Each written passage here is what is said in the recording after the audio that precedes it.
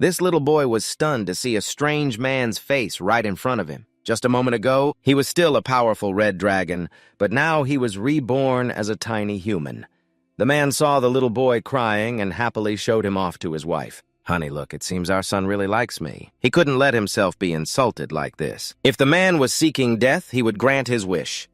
The little boy's body trembled as he prepared a spell to incinerate the man before him. But to his surprise, what came out was a thick, smelly liquid that dealt 0 damage. The red dragon in the boy's body was still wondering where his magic went when the woman approached. In his eyes, she looked like a demon in human disguise, saying, "Come to mommy." Thunder, such a rustic human name, annoyed the dragon who was now named Thunder. Doesn't she know who he is hidden within this tiny body as the great dragon? The last red dragon of his kind? But Thunder reconsidered. If the heavens had arranged for him to descend as the great red dragon again, this was a golden opportunity for revenge, just like how those humans treated the dragons. Thunder needed a human body to blend in. Then it would be an eye for an eye. He had to make all humans accompany his kind in death. Thinking of his flawless plan, Thunder chuckled gleefully, but his father had a bad feeling. No matter what, he's our child. While the old couple was being affectionate, Thunder only thought of strangling them, but he soon felt sleepy. The human body is indeed weak. In the blink of an eye, Thunder grew up. After being in a human body for a while, Thunder gained a new perspective on humans. The biggest progress was knowing his parents' names. Calling them the long-haired person and the short-haired person was too generic. They were Scarlet and Jack. Compared to other people, Jack and Scarlet were better looking. Scarlet had a gentle and friendly face, while Jack was more muscular than others. The villagers often came to visit them. They even respected them because they were rare adventurers among humans. A couple of men came to thank Jack and Scarlet for saving their lives in the deep forest. They also praised them as a match made in heaven. Thunder crawled over to listen in. Scarlet thought he was hungry and went to make him food. One man praised Thunder for being smart. But he was startled by the red tint in Thunder's hair. Jack didn't suspect his wife at all. He also didn't know why Thunder's hair had started turning red a few days ago. Only Thunder knew that this was probably a sign he still had some red dragon power in this body. The 2 guests quickly left. They hadn't taken 3 steps out the door before they started whispering. "Do you think the Taylor family is cursed?" It's possible. Not just any ordinary person can become an adventurer. They always face unforeseen dangers. Thunder also realized that humans seemed wary of his red hair, or perhaps those 2 felt threatened by him. "Time to eat, my love." Scarlet gently lifted Thunder to the dining table compared to those people. Thunder found these 2 even more incomprehensible. They never got angry, even though he tested them repeatedly, making a mess all over his face when he ate. Thunder even peed in Jack's mouth while he was sleeping, yet Jack proudly praised him as a genius for learning to pee by himself. Thunder thought to himself, if hell exists, it must be living with these 2. Adventurers were already scarce in this world, and Scarlet was a rare type of mage. If Thunder could master the world's strongest magic in the future, his revenge would be much easier.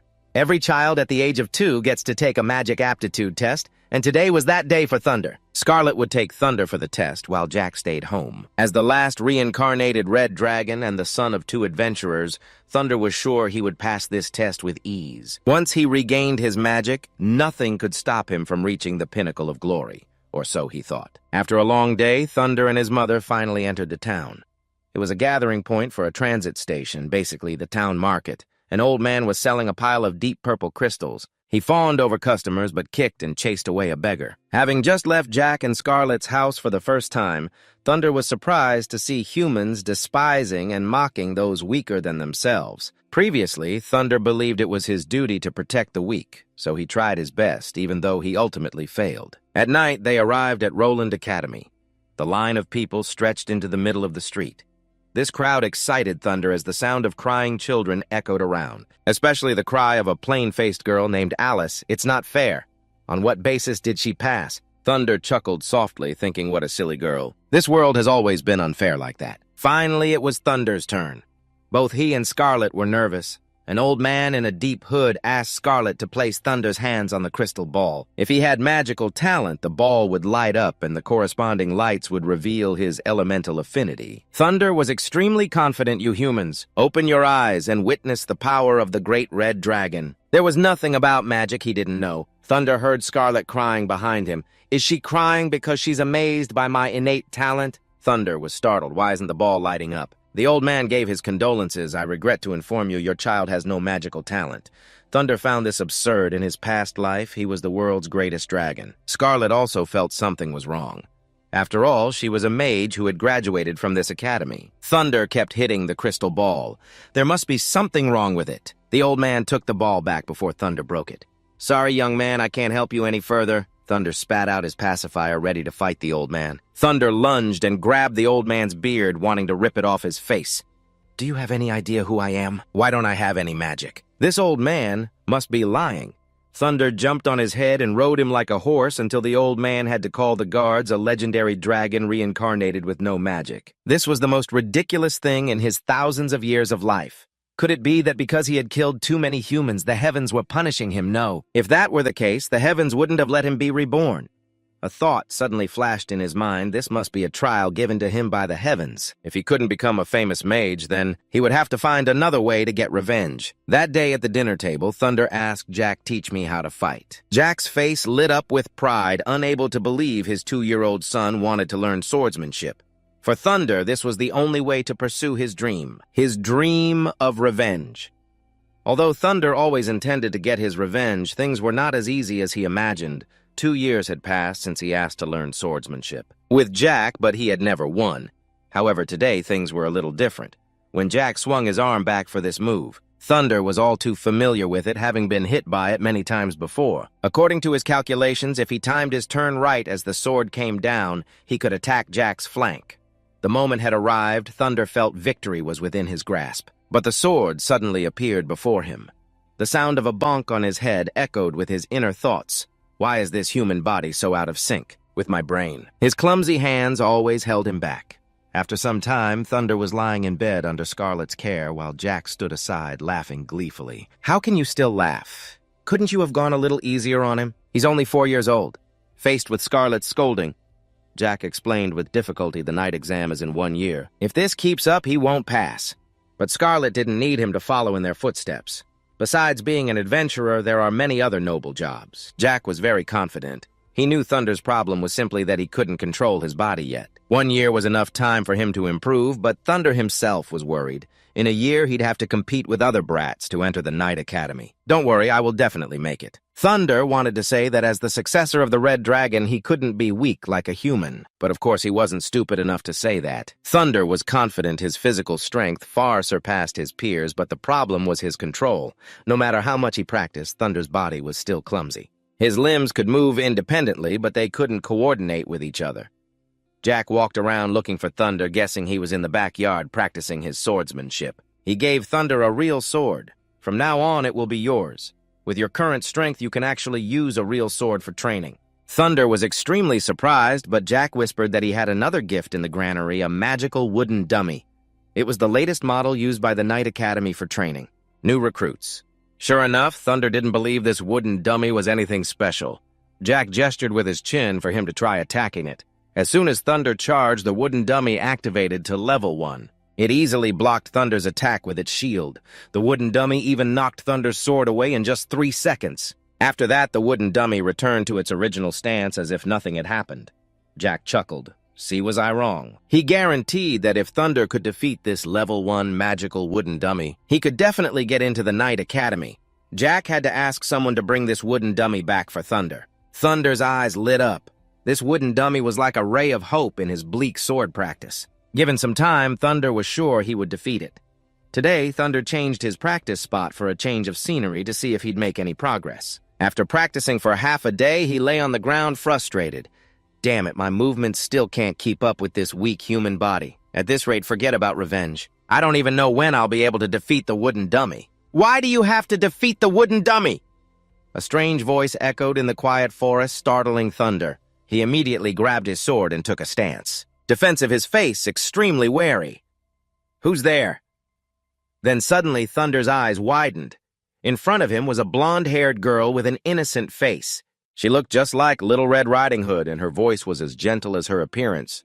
Are you okay? I didn't mean to startle you. I'm Ami. I live in the nearby village. I just saw you in the forest so late and wanted to remind you to go down the mountain soon. Thunder snorted in embarrassment. Ah, ha, ha, so that's it. You scared me to death. But is it very dangerous here? Ami nodded and spoke like a wise old woman. It's fine here during the day, but at night vicious beasts can appear. Thunder nodded. This girl knows a thing or two. Ami often came here to pick fruits and wild vegetables, so she was quite familiar with the paths in this vast forest. So she decided to lead the way for Thunder. Thunder mumbled about to introduce himself when Ami winked. "You're Thunder, right? You're famous in this village?" Thunder's face immediately fell. It was true he was very famous because of his red hair. Every time Thunder went out with his parents, people would stare at him. To their faces, they would thank Jack and Scarlet for saving them, but behind their backs, they'd gossip that Thunder was cursed. They just hoped they wouldn't get infected. Because no one in this village had ever been born with red hair, it made Thunder seem like a different species, even though they greatly respected his parents. But there was always an invisible fear of Thunder. No one knew where it came from, but in human society, the color red represented evil and great power. It might also be related to how adults used red dragons to scare children. This was ridiculous to Thunder. Humans had clearly wiped out his race, yet they portrayed dragons as the villains in their stories. The dragons' acts of revenge were self-defense, but in the words of humans, it became proof of their cruelty. Thunder was lost in thought, causing Ami to have to call for him to follow. Along the way, Amy's mouth never stopped moving. Knowing Thunder wanted to enter the Night Academy, Ami mentioned her older brother was planning to take the exam too. No one in the village could beat him. But it was hard for commoners like them to learn swordsmanship, so Ami really admired that Thunder was taught by Jack. As night fell, a group blocked Thunder's path led by a blonde youth and two other thugs. "Hey, red-haired kid, get away from my sister." Amy was stunned and stood to protect Thunder behind her, or perhaps to protect her brother from his wrath. "Kyle, what are you doing? He didn't do anything to me." Kyle rushed over to check on Amy while the other two slowly closed in on Thunder. "Why are you with this guy? Let me see if your hair has turned red." The other two were as ugly on the inside as they were on the outside. They even told Thunder to get out of the village. It didn't stop there. The two also brought up Jack and Scarlet. "Giving birth to a cursed child like you must have been hard on your parents. Who knows what terrifying thing they offended? To be cursed like that. I think your whole family should move away soon." Thunder's hands trembled, his anger seemingly uncontrollable. He shouted loudly, "Stand still, since when?"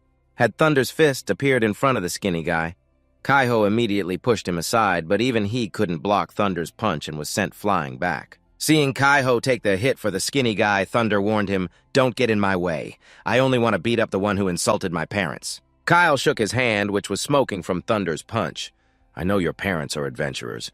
Your father is a swordsman, so you must have trained a lot, right? If you want to fight, I'm ready." Kyle handed his sword to the other two, saying he didn't want to kill Thunder. Thunder also threw away his sword. "We can attack at the same time, I don't care." The two charged into a brawl. The other two cheered from the sidelines while Ami begged them to stop.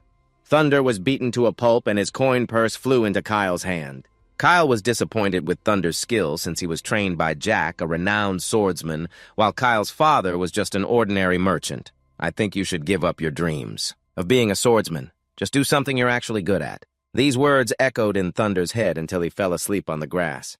Back home, an angry Ami said Kyle that was too much. Kyle, feeling he was in the right, warned Amy to stay away from Thunder from now on, because many people in the village were afraid of Thunder's cursed hair.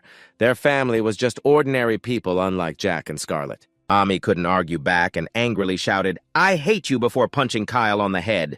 Then she stormed off to her room. As Kyle took off his armor, he noticed it was dented with Thunder's handprint. This was the mark left by Thunder's first punch. Without it, Kyle's arm would have been crippled. That meant Thunder was the real winner of that fight.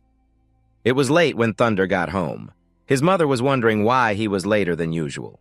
Then her eyes fell on Thunder's injuries. "Oh my God, did you get into a fight?" Thunder shook his head, saying it was from training. With tears in her eyes, Scarlet wiped Thunder's wounds with a cloth. "Don't lie to me. Did some kid bully you? Clean your wounds quickly or they'll leave scars." Thunder turned away, saying a real man needs a few scars to look good. Hearing this, Jack jumped in to encourage Thunder. "Thunder has become a real man. Looks like sword training is really tough." Scarlet immediately blamed Jack. "If you hadn't brought that wooden dummy home, Thunder wouldn't be so down in the dumps." Jack sighed. If he wants to get into the Avian Night Academy, there's no other way. Scarlet trembled with anger. Thunder clearly doesn't have to be like us. He can choose a different career later.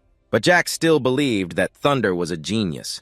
Even if he can't be a mage, he can be a swordsman. Boom, Scarlet used a fireball, wanting to burn Jack's head off. Meanwhile, Thunder just kept eating as if this happened every day. Although both his parents were adventurers, Thunder didn't inherit any of their talents. If Thunder had become a mage back then, would things be different? Thunder still vividly remembered the old man's face, who said he had no magical talent.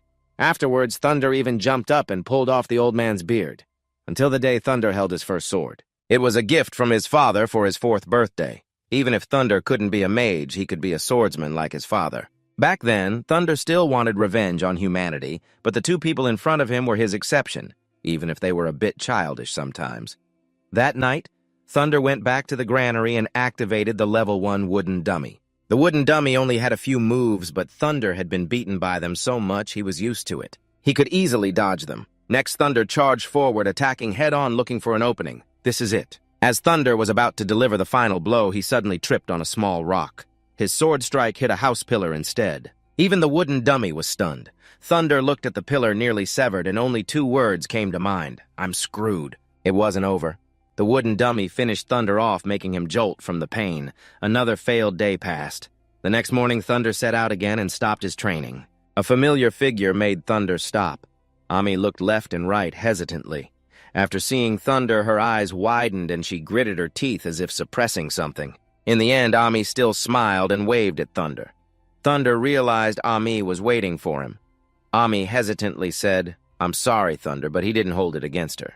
Thunder knew it wasn't Ami's fault. I was the one who didn't know my own limits.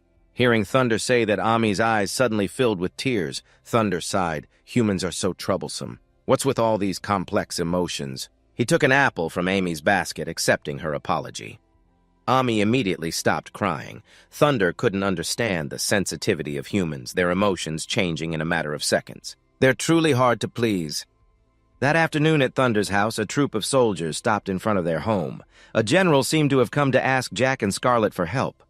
Several villages on the border had been attacked by something terrible. Although there were no official witness reports, some people had been infected. Currently, most of them are in a coma, so the situation remains unclear. So they wanted Jack to investigate first. Scarlet felt the 2 of them should go together. Normally, those things don't come near human settlements, so this situation was highly unusual. Jack, however, was very confident, telling Scarlet not to worry, that it was just an investigation. Besides, Thunder needs someone to look after him with the competition approaching. If there's nothing major, I'll be back soon. Scarlet nodded, though she had an indescribable feeling of unease. As dusk fell, Thunder was out of breath in his human body, resting for 5 seconds. Thunder glanced over at Ami, who was sitting peacefully and reading a book. An indescribable feeling welled up inside him. He immediately slapped his face, telling himself to snap out of it. It must be this human body affecting my emotions. That's enough for today. I should head back. After saying that, Thunder walked off. Ami quickly ran ahead, looked left and right, and reported, all clear. I have to make sure no one causes trouble on the way. Thunder never thought he'd see the day he needed a little human girl to protect him. Thunder was curious if Ami wasn't afraid of being judged by others. But to Ami, what other people said was their business. She had her own perspective and didn't care about their stares. So what if his hair was red? It's just a color after all. You shouldn't be shunned for it. So Thunder, you don't need to care what others think. You have your own path to follow. Thunder was startled, remembering what Kay had said about doing what he was good at. Thunder blamed himself for having forgotten that. Ami, thank you, Thunder said joyfully and ran home. Back home, Thunder immediately rushed to face the level 1 wooden dummy. He held his sword in his mouth, placed his hands on the ground, and mimicked a dragon's body. The thing Thunder was best at was being himself. By some miracle, Thunder leaped up. He passed the wooden dummy's test. Great, this method works. Thunder jumped for joy and happily calculated the days until enrollment. Jack had said that passing the level 1 wooden dummy was enough to pass the Knight Academy's exam. Suddenly, the dummy's cold voice rang out again. Level 2 begin. Thunder's nightmare hadn't even truly begun. At dawn the next day, Thunder woke up to see his father in full armor preparing to set out on his mission. Before leaving, Jack reassured Thunder. Don't worry, I'll definitely be back before your competition. While your dad is away, remember to train hard. I believe you can definitely defeat it. Ah, that thing. Thunder was about to brag about his achievement to Jack when he was interrupted. It was time for Jack to leave. He told Scarlet to take care of herself and Thunder at home, leaving Thunder feeling like a third wheel. He told himself that when Jack returned, he would give him an even bigger surprise. Thunder wondered what his father's face would look like then. On his way, Thunder thought he should thank Ami for helping him see clearly. But the more he thought about it, the more he felt like a human capable of hope and gratitude. Even though humans were detestable, those three were an exception.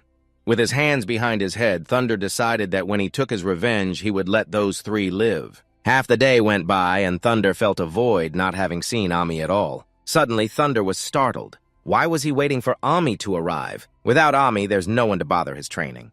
He must have been influenced by these human emotions. So Thunder trained tirelessly until he fell asleep. When he opened his eyes, the sky had turned golden. Thunder jolted awake. If he didn't get home now, his mom would scold him for sure. He ran straight home. He didn't get to thank Amy today, so he decided he would tell her tomorrow. On the way home, a noisy crowd had gathered. Amy's father was talking to the weapon shop owner. "Did you really see my kids?" "Yes, that's right. The owner saw Kaol bring 2 other kids to buy weapons early in the morning. Kaol even said they were going into the forest to kill magical beasts." Kaol's parents' faces turned pale at the mention of magical beasts. The mother of Bob and Gary tearfully questioned the owner why he didn't stop the children, letting them go even after hearing they were going to hunt magical beasts. The owner was just running a business. Who knew those kids would be so reckless? Thunder passed by and overheard the story. He didn't expect karma to strike so fast. Kaol and his gang had brought this on themselves. It's just that Ami went with them. Although Thunder had no intention of getting revenge on Ami, it's a shame she has such a foolish brother. Human lives are short, they're bound to die sooner or later anyway. However, on his way back, the image of Ami's bright, sparkling eyes kept flashing in his mind. He didn't understand this uncomfortable feeling. Ignoring his thoughts, Thunder turned around to look for Ami. Thunder still hadn't had the chance to thank Amy for helping him defeat the wooden dummy. He had to go save her right now. Deep in the forest, magical beast corpses were scattered everywhere. Bob and Kyle lay exhausted on the ground. A terrified Ami hid behind Kyle. Though his whole body trembled, Kyle held his sword and stood protectively in front of Ami. However, facing this three-eyed wolf, Kyle could only pray for a miracle. Meanwhile, Thunder's keen sense of smell caught the scent of blood in the forest. Along the forest's edge, he saw the corpses of several young magic wolves scattered on the ground. Their bodies had sword wounds and were still warm. From this, Thunder deduced that the group was nearby. But the footprints were erratic, leaving Thunder unsure of which direction to follow. Suddenly, a terrified scream rang out. Thunder recognized Amy's voice. By then, Kaol had been seriously injured, leaving only a worried and frightened Ami. The magic wolf lunged its fanged jaws open, ready to bite off her little head. Ami hugged her head, praying for someone to save her. A slashing sound rang out as blood splattered across Amy's face. Just in time, Thunder thrust his sword up into the magic wolf's mouth. He struggled to bear its weight, but still managed to ask if Amy was okay. Ami's fine, but the others are all in bad shape. The magic wolf swiped its paw, knocking Thunder away and tearing his left shoulder. Thunder dug his nails into the ground to steady himself before the wolf could attack again. "Don't worry, I'm not that easy to kill," Thunder said as he dodged, deliberately luring the wolf away from Ami. The creature's powerful jaws easily snapped a thick tree branch. Thunder cursed internally. This human body was too weak to fight an adult magic wolf alone. In the face of its absolute strength, his speed was a joke. If it were his old self, this magic wolf would have already become best-selling barbecue. After running for a bit, Thunder circled back in front of Ami. He growled and yelled, "She's mine! Don't you dare touch her!" The magic wolf paused for about 2 seconds before lunging again. Because it couldn't understand human language, Thunder knew he couldn't hold out much longer. Dodging was just wasting energy. He had to attack. Remembering the wolf's weak point, Thunder lunged and stabbed one of its eyes. He fell to the ground, his strike too weak to do more than just blind it in one eye. If it were his old self, he could have taken its head off in a single strike. Thunder had to rely on his sword again.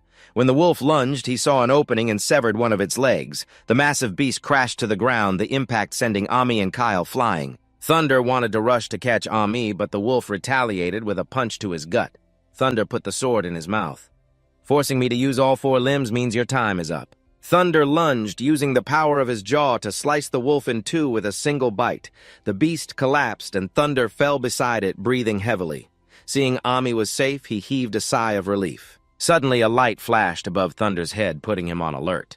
A fat, pig-like dinosaur appeared, confusing him. It opened its mouth. A system notification announced Thunder had received an intermediate magic crystal and a dragon's eye blessing. Thunder didn't understand any of it.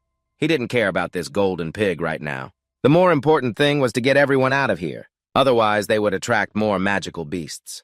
Kyle groggily woke up and recognized Thunder. Thunder told him not to move, not wanting to explain. With Ami unconscious, Thunder could only carry the two of them. As for the other two, there was nothing Thunder could do. Whether they lived or died was up to fate. Outside, the adults with torches made a commotion as they searched, but no one dared to enter. Just then, they saw Thunder dragging himself out. Bringing Amy and Kyle out of the deep forest, someone recognized him as the cursed, shunned, red-haired child. "Help me, they need treatment," Thunder said before collapsing. The others just watched and gossiped, wondering why the kids ran into the deep forest. Bob and Gary's mother pushed through the crowd to find her children, but only the two blonde kids were there. She immediately crossed the river bridge to go in. Halfway there, she felt red eyes watching her, so she turned back even faster than she went in. She rushed at Thunder, grabbing his collar with hateful eyes. "Where are my children? They are all good kids. How could they have gone into the forest on their own? Did you deliberately lure my children into the forest?" Saying that, the hag repeatedly slapped Thunder's face, cursing his red hair and calling him a disaster.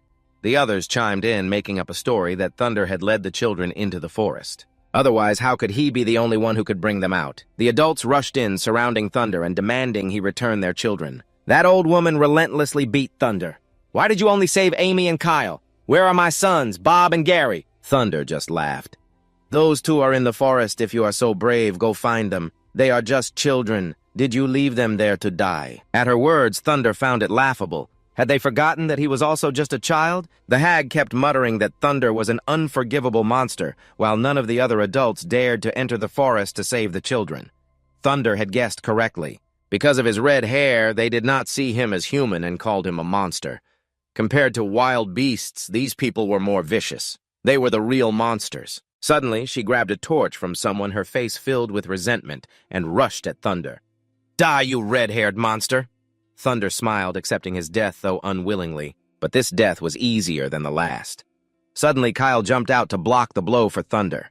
The mother immediately claimed Kyle was being mind-controlled by Thunder, and the other adults actually thought he had gone mad. Kyle could not stand this cowardly and cold-blooded crowd any longer. "Shut up! You are the crazy ones. How can you just decide whether someone lives or dies? Don't touch my savior." The mother blamed everything on Thunder wanting to kill him. Then the scene of armed people trying to take his life. 2 lifetimes, 2 nightmares caused Thunder to jolt awake in fear. He was in his room. Beside him, his mother Scarlet was sleeping, tears rolling down her face as she mumbled his name. Thunder sighed. Humans were blessed with such beauty. Why is their nature so cruel? Thunder gently took Scarlet's hand. She woke up overjoyed. "Oh my God, Thunder, am I dreaming? You are finally awake. I thought you would never wake up again." His mother hugged Thunder, making him scream in pain. Scarlet chided, "So you do feel pain. Do not be so reckless again." Thunder had been in bed for a full week. Scarlet cried tears of joy. If he had not woken up, she would not know how to face his father. Thunder hesitantly asked about the other children. Amy and Kyle were only lightly injured, but Bob and Gary still have not been found. It is feared they are dead. Earlier, Kyle tried to explain, but no one listened. They just said he must have been bewitched by Thunder. At that moment, Scarlet rushed over in a panic. Seeing Thunder unconscious, her face darkened. "Who did this?" The others chimed in, telling her not to get worked up, that her son had manipulated them. He has to take responsibility for the children going into the deep forest. As a mother, if your child were missing, you would understand how we feel now. Scarlet hugged Thunder, staring at Bob and Gary's mother. The woman dropped her torch and wailed, "My poor children, cannot anyone save them?" The crowd gathered to comfort her, muttering about what they would do in the coming days. "If it were me, I would stay far away from this cursed place." Scarlet ignored them, carried Thunder home, and stroked his head, comforting him. "It is all over now. You do not have to blame yourself. It is not your fault. You did a great job." Scarlet guessed Thunder must be hungry, so she went to make him some food. Thunder nodded, then looked up at the ceiling. He stared at the strange thing in front of him. Thunder wondered if everyone had one. Thunder lightly touched the dragon's eye. Suddenly, his own pupils changed, and he even regained his former power. Looking at Scarlet, he could see her state of exhaustion. Back when he was a great red dragon, Thunder possessed countless spells. After leaving the Magic Academy, he thought he was beyond saving. Now, although he had to regain them one by one at least, he still had hope. Next up was that purple crystal. Perhaps it was from defeating the mid-level dire wolf. Suddenly, thick smoke filled Thunder's room as people below shouted, "Fire, fire." Scarlet ran in, pulled Thunder away, and used water magic on the nearby flames. In an instant, Thunder used his dragon's eye and saw the culprit was that wretched old hag. When the people nearby saw it was Thunder's house on fire, they just stood around watching. Meanwhile, Scarlet gave her all to put out the fire and finally succeeded. It is the curse again if he continues to stay here. The whole village will be destroyed sooner or later. Despite their attitude, Scarlet smiled and asked Thunder, "Are you all right?" Thunder shook his head and praised his mother, saying she was amazing for putting out the fire so quickly. They held hands and went inside. Thunder was certain those people had hoped they would burn to death. He would definitely avenge this. The next day, Thunder went to the edge of the forest to train. Using his dragon eye to analyze, he only saw small, magical beasts, no vicious ones. A magic monkey was enjoying its last breakfast, because a second later it was run through by Thunder's sword, dying with 2 apple slices in its stomach. This was the 20th magic monkey he had defeated, just enough to meet his daily quota. But this time, Thunder only received 2 novice crystals. It seemed that getting them also depended on luck, and their effects were still unclear. Just then, a dire wolf cub approached its mother's body, which Thunder had just slain. Thunder frowned and got closer to comfort it. "You can fight independently in the future." The wolf cub backed away warily. The system then offered an opportunity to tame it with just 1 novice crystal. Since it was a new feature, Thunder decided to try it, having done enough killing for the day. The crystal released black smoke that enveloped the wolf cub. A moment later, the taming was successful. After being tamed, it immediately entered Thunder's body, causing him to panic. "Are there any side effects? Can it be summoned? If not, I will make meat out of you." The system shook its head. It had to reward Thunder to avoid being butchered. A bit faster, and Thunder would get a new skill, but he was not in the mood for it now. Using his eye, he discovered the whereabouts of Bob and Gary. The corner of Thunder's mouth curled into a sinister smile. "Found you." Thunder entered a cold, dark cave filled with human and animal bones. Bob and Gary had been eaten clean with only bones and organs left. Thunder collected their clothes. He then put them in the container of red liquid and brought it home. That night, Scarlet nagged him for being out all day without rest. Thunder said he wanted to go to sleep. He would train again tomorrow. Scarlet sighed. "Your father will be back in 2 days." "He will train with you then." Thunder jumped up and kicked off his blanket, wanting to train to show his results to Jack. Scarlet yelled, "Get under the covers and go to sleep now." Thunder immediately obeyed. Humans really are scary. That night, Thunder woke up and went to the warehouse where the container was. At Bob and Gary's house, there was a knock on the door. Their mother went down, annoyed. "Who is it at this hour?" "Stop knocking." Suddenly, she thought it might be Bob and Gary returning. With a bewildered face, she asked, "Is that you, my sons?" In the yard lay a patch of Gary's shirt. The old woman followed the footprints deep into the forest. Although she was eager to find her sons, a chill ran down her spine. After a while, she wanted to turn back, but then she saw a piece of Bob's pants nearby. She immediately started running like crazy. Meanwhile, Thunder sat up high, using his dragon eye to confirm she had entered the center of a beast pack, then released 2 containers of fresh blood down on her. She screamed, "Who is it? Who did this?" Thunder dropped down from the tree. The old hag grew even more venomous. "I knew it! You truly are a bad omen incarnate. Give me back my sons!" As she lunged, numerous glowing red eyes in the bushes made her freeze. She was surrounded. A blood-curdling scream echoed. Thunder stood still with wide eyes, watching his revenge unfold. The next day, the whole village heard the news. People in the market whispered that they should never mess with Thunder's family again. Just then, Thunder passed by. A few men sweating put on a fake smile. Good morning. Are you off to train again?" Thunder indifferently walked away, leaving the men to sigh in relief. It seemed new rumors were already spreading. But this time, Thunder liked it. Returning home, he saw horses in the yard. He ran inside excitedly. "Is Dad back?" The room was filled with a gloomy atmosphere, with Scarlet crying by the bed. Thunder rushed over in shock. Jack was lying on the bed, his body shriveled and covered in spreading bruises. The people with him said he was infected. Scarlet told herself that Jack would surely recover. Thunder checked Jack's condition.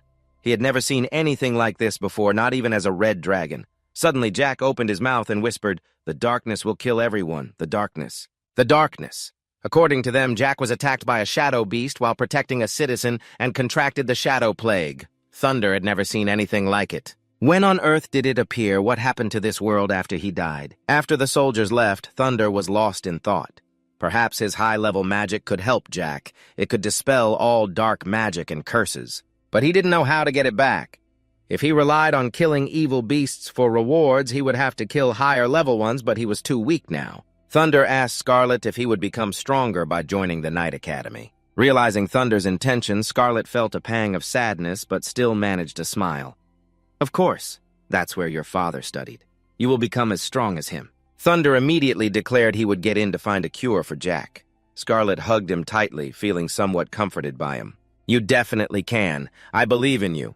Meanwhile, in a secret room, a group in black cloaks discussed a prophecy with Thunder at its center. They didn't know if Thunder came for redemption or disaster, but they had to find him quickly. If he seeks redemption, we will guide him. But if he is a disaster, destroy him immediately.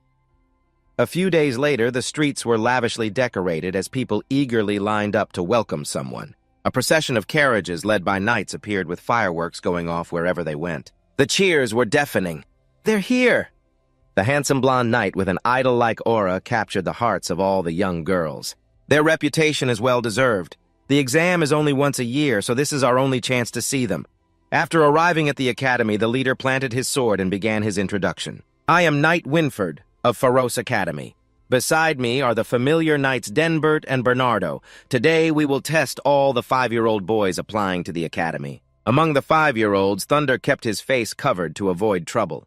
Winford introduced a sword-wielding wooden puppet and officially began the test. The first contestant stepped up. He told himself it was just a normal wooden puppet and that he could surely beat it. In the stands, his parents cheered wildly, being their son's biggest fans. Less than a second later, the boy was sent flying. Obviously, he failed. Thunder observed quietly. It was just as Jack said, they used wooden puppets for the test. The puppet didn't move, but its defensive speed could even defeat an adult. Whispers reached Thunder's ears even from such a distance. He could hear them, thanks to those crystals. Winford was talking about their mission, while Denbert believed that knights should come from nobility and these filthy commoners were just wasting their time. So far, only Kyle had passed. Wiping his sweat, he gave Thunder a thumbs up. Winford immediately recognized the red-haired child as Thunder took off his hood. He stepped forward amidst the crowd's murmurs. How can that harmful monster have the abilities of a knight? Suddenly, Denbert approached the puppet. He didn't believe the prophecy. If the rumors were true, Thunder would have to pass this test. Denbert activated the level 3 puppet. It rushed towards Thunder. Both Winford and Bernardo shouted for Thunder to be careful as he just stood there frozen. Anxious Winford was about to draw his sword, but in a flash, everyone was stunned.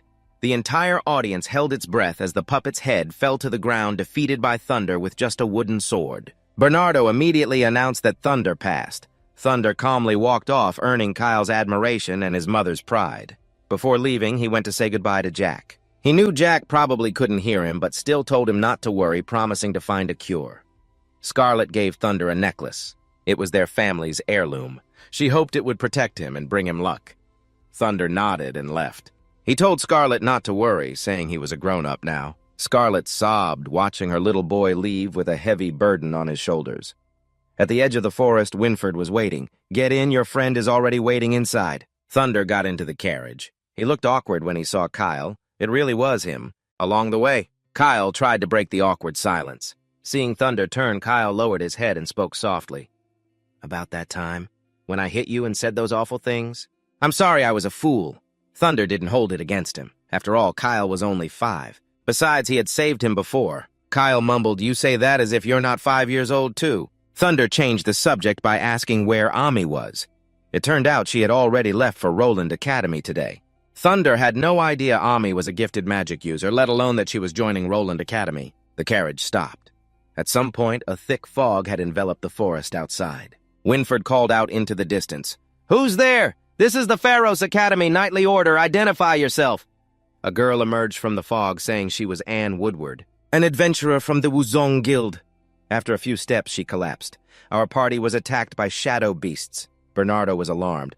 Why would shadow beasts be here? There are no tracks on the road. Denbert smirked, thinking the beast must have sensed him and fled in terror. Winford offered Anne a ride to the town of Rennie. Kyle asked curiously, Aren't we going to the Night Academy? Denbert scoffed. Don't be silly. What use would you brats be on the front lines? Pharos Night Academy is a castle on the border where war could break out at any time, so new students train in the town of Rennie for 10 years. Only after mastering the basics can you go to the academy for advanced training. Thunder was stunned to hear the number 10 years. For a dragon, that's just the blink of an eye. But not for humans. Can Jack wait safely for 10 years? On the way, Kyle was nervous about that girl's guild. Only she survived. And Thunder's father was also attacked by a shadow beast. Bernardo sounded worried, wondering what they would do if they encountered one. Speak of the devil! Winford ordered everyone into combat formation. A pack of shadow beasts appeared from the purple fog, seemingly waiting for them. That's a bear king. A bear king is terrifying enough. On top of that, it's a shadow beast that carries a plague. This alone was a heavy blow to the knight's morale. The bear king roared and its minions charged. Focused on the front, they didn't see a goblin leap from the bushes to attack Bernardo. Bernardo thought to himself, "This is it for me." Instantly, Thunder appeared and finished the beast in 3 strikes. Bernardo praised him, thinking it seemed he no longer needed to protect the boys. As Thunder saved, Bernardo Denbert fought off beasts, wondering why the Bear King stood motionless as if waiting for something. Just then, Kyle was surrounded by 2 beasts. As one clawed his back, Thunder rushed in and defeated it, warning Kyle to be careful as these smaller bears were stronger than they looked. The Bear King then let out a roar that sent several knights flying. Its eyes turned blood red and it raised a paw as if pointing at something. But it remained still. Suddenly, the Bear King spoke. "You can wait forever, but you cannot attack the darkness. In the end, the darkness will consume this continent. You are all doomed to fail. Everyone by your side will die." Those words struck Thunder's heart. Denbert didn't understand what it meant or who it was aimed at. After making its threat, the Bear King leaped into the sky and flew away. Winford breathed a sigh of relief. They were lucky the leader chose not to fight, or they might not have made it back to town. Thunder kept replaying the Bear King's words. It felt as if it had been speaking directly to him. Winford praised Thunder and Kyle's performance, saying they had the potential to become knights. Thunder then asked if talking evil beasts appeared often. Winford shook his head. He had never encountered one on the border before. In fact, it was the first one he had ever seen. Winford watched, puzzled by how calm Thunder was. Meanwhile, Denbert was also watching Thunder. He gritted his teeth, glaring at Thunder with hatred. The next day, they finally reached Rennie. There were unusually more guards at the gate. It turned out, the king had issued the White Tiger level alert. All cities and towns were now under heavy guard. Winford didn't realize the situation was so dire. He glanced at Thunder, thinking this continent is threatened.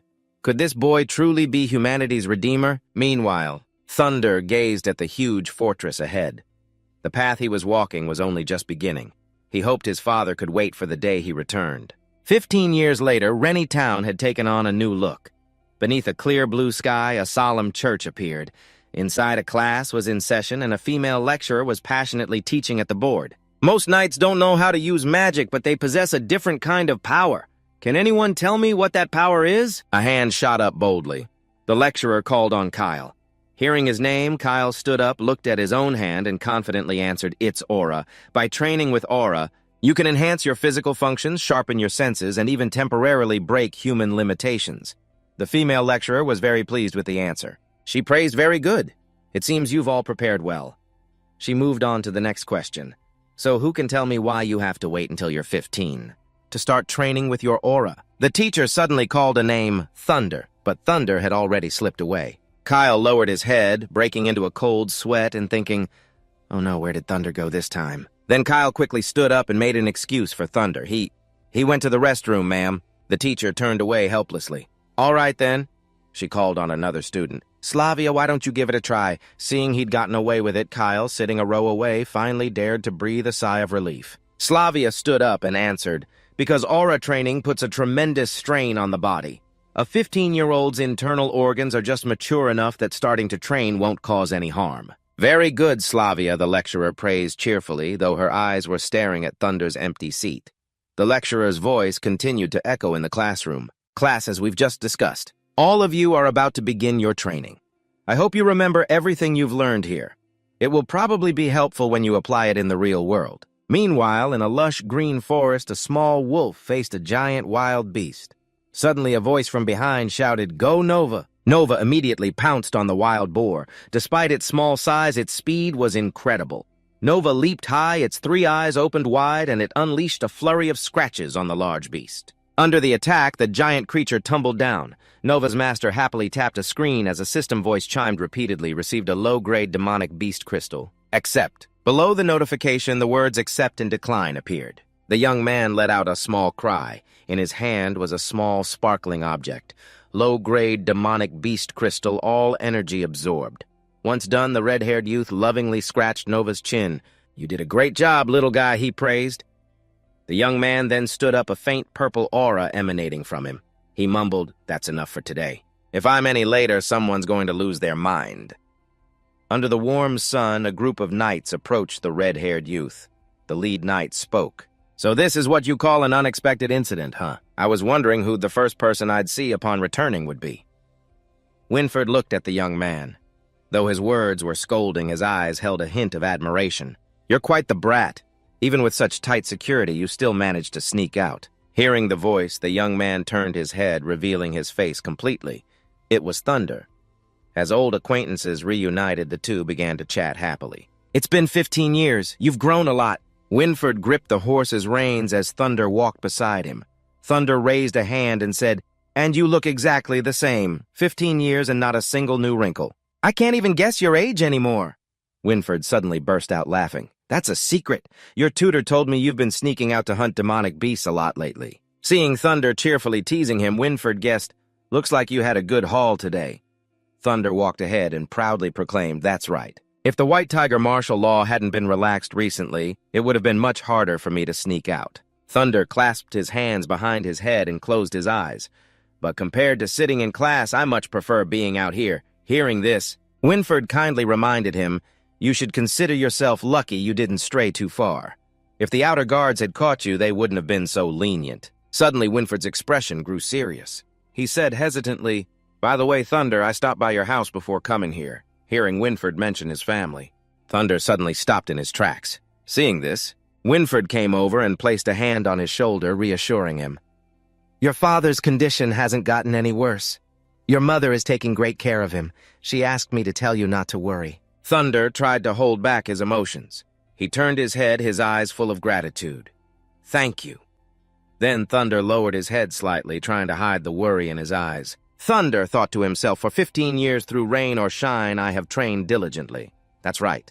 He always trained passionately in a variety of skills, but the results were not what he hoped for. He hadn't awakened any new skills at all. Everything was just like it was at the start. Nothing had changed.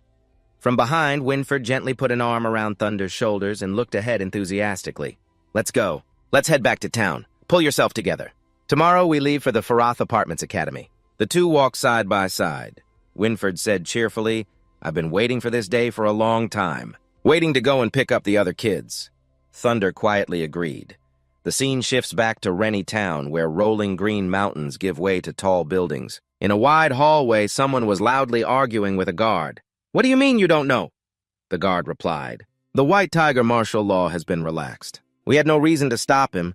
He's just a kid. Where could he possibly go?" Aaron flew into a rage, grabbing the guard's armor. He hissed, "How many times have I told you? That kid isn't like the others. You have to keep a close eye on him at all times." The guard replied guiltily, "Yes, sir." Luckily, Winford and Thunder arrived just in time. "Aaron, stop this nonsense." Recognizing Winford's voice, Aaron turned his head without changing his stance. "Winford, you're here too." Aaron's gaze quickly fell on Thunder, and he immediately lunged at him. Aaron scolded him while giving him a hard knock on the head. "Where did you run off to, you idiot? I told you not to leave my sight. How many times have you skipped class to sneak out this month, huh?" Winford stood behind them, not interfering, and even nodded. A disobedient kid needs to be disciplined. All Thunder could do was cry out, owl-faced with Aaron's rage. Thunder quickly ran to hide behind Winford. The White Tiger martial law was lifted over a month ago. "It's perfectly normal to go outside. You're just being too strict, Sir Aaron." Enraged, Aaron tried to lunge at him. Still making excuses, the two went on arguing. Thunder had his own reasons as well. Besides, "I'm leaving soon anyway, so you'll have more peace and quiet later, Sir Aaron." But Aaron, of course, wouldn't hear it. "I don't care. As long as you're still my student. Even if it's just for one more day, you're not to skip class." Poor Winford was stuck in the middle trying to mediate. "Oh, come on, let it go. Listen to me. Both of you just back down a little." Meanwhile, at the Rennie Town Square, the most grand and solemn place in this beautiful town. From high above the square, the signal to assemble suddenly blared out. All students moved to the square immediately. A chaotic crowd quickly poured into the square, preparing for an emergency assembly. Merging into the crowd, Kyle finally found Thunder, who now had 2 lumps on his head. He winced. "You're back so soon. Did you get caught?" Thunder sighed softly. "Just bad luck." Ahead of them was Slavia, her cheeks flushing slightly as she saw Thunder return. But back to the matter at hand, a knight stood on a high platform holding a scroll. He announced loudly, "I am Winter Lacey. Starting tomorrow, I will lead you all on your journey to the Farroth Apartments Academy."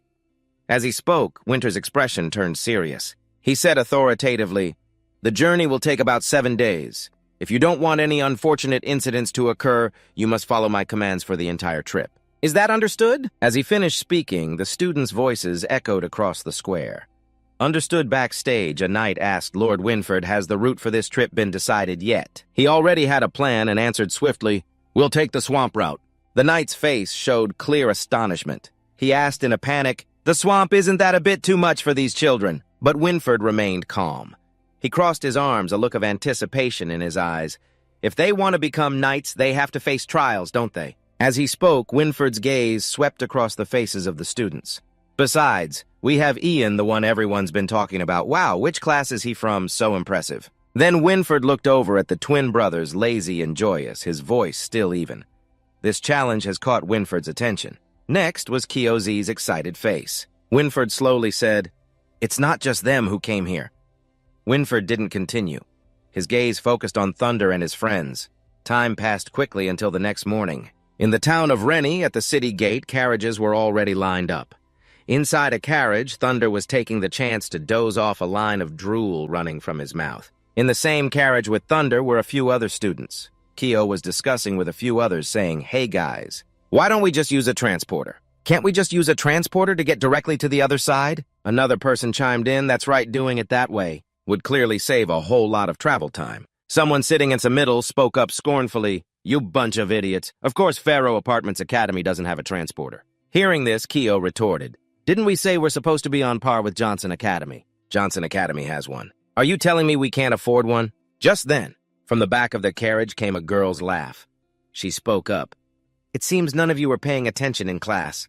Slavia proudly brushed back her hair, holding a small notebook as she educated them. "Farrows Apartments Academy is located on the border. We not only have to fight off invasions from outside enemies, but also fend off dark beasts, if a transporter were installed in such a place. If the academy ever fell, the enemy could teleport into our country at any time." Kyo exclaimed in surprise there was a lecture on this. Tan placed a finger on his chin and replied awkwardly, "Now that you mention it, I think I have a vague memory of it."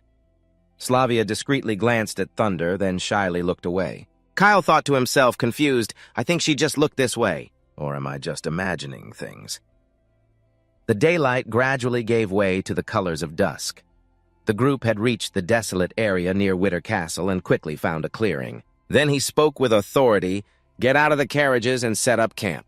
After getting out, Thunder's group also spread out to work. Keel whispered in his ear, "Thunder, why do I get the feeling that Slavia keeps looking at you, looking at me?" Thunder immediately denied it. "What's there to look at?" But the clever Keel didn't think so. He urged Thunder, "If you don't believe me, turn around and look." So the two of them curiously glanced back. Slavia, having been caught, quickly turned her face away. Her friend beside her asked startled, "What's wrong?" She was a bit flustered. "It's nothing." Seeing Slavia's reaction, Kaleo smugly exclaimed, "See." But Thunder was even more curious. "Could it be because of my red hair?" Kaleo argued back. "Come on, this isn't the first time we've been here. Besides, you're not the only one with red hair." Kyo was right because the twins also had red hair. But they were busy playing. Joyous was admiring a butterfly he had just caught and asked his younger brother, "Aren't you going to help?" Lazy replied curtly, "I'm lazy." On the other side, Ian, with the same fiery red hair, was diligently carrying wood to help everyone. A friend with him looked on with delight. "Thanks." Ian replied cheerfully, "No problem, I've got plenty of energy." The friend silently admired him. "Those muscles of yours are really impressive." Some other students were gathered around chatting. They talked a lot, but mostly about nonsense. At that moment, Kyo, who had a red buzz cut, was flexing his strong arm in front of his friends. He boasted, "Let's see who can set up camp faster, or are you guys already chickening out?" After a moment, Thunder looked at himself again. He nodded and said, "That's true, but it doesn't matter." Hearing this, Kyo was intrigued and acted mysterious. "Are you sure it doesn't matter?" "Slavia, she's a great beauty." Don't you want to? Thunder cut him off no. At the same time, Tan had separated from the group. He went behind the ruins near the castle. Tan urged the person behind him, Manch, hurry up over here. Manch tried to stop Tan sneaking out like this isn't a good idea. Suddenly, they both covered their noses. Manch complained, oh God, what is that smell? It's so gross. Even a dead rat doesn't smell this bad. The two of them stared at the murky pool of water in front of them. Tan felt a bit sick. Look at that slimy stuff. You can't even tell where the shore is. What is this stuff anyway? Manch guessed looks like a swamp. A cold voice answered him. Water was approaching with a grim expression. That's right, it's a swamp. The other two immediately broke into a cold sweat. Water looked very angry. He put on a fierce face and warned in a low voice, if you don't want to doze off on the road tomorrow and get your legs bitten off by spine worms, I suggest you hurry back to your tents and go to sleep. As soon as he finished, Munch and Tan didn't dare to stay any longer. They replied in unison, yes, sir. By now, the sky had turned completely dark. Almost everyone was fast asleep. Only a few soldiers were taking turns on guard duty in the castle's high tower. While one guard was distracted, a dark figure quickly leaped past. It turned out to be a Thunder. He hid at the base of the castle and thought to himself, good. Luckily, I scouted this place out during dinner time, escaping from. Here won't require too much effort to avoid the gate guards. While he was feeling pleased with his plan, a hand suddenly reached out from the darkness and grabbed Thunder's arm. Slavia looked at him timidly. Thunder, where are you going so late? Thunder answered curtly, hunting dark beasts, hearing him say that. Slavia exclaimed in shock, hunting dark beasts. Are you crazy? But Thunder refused to turn back.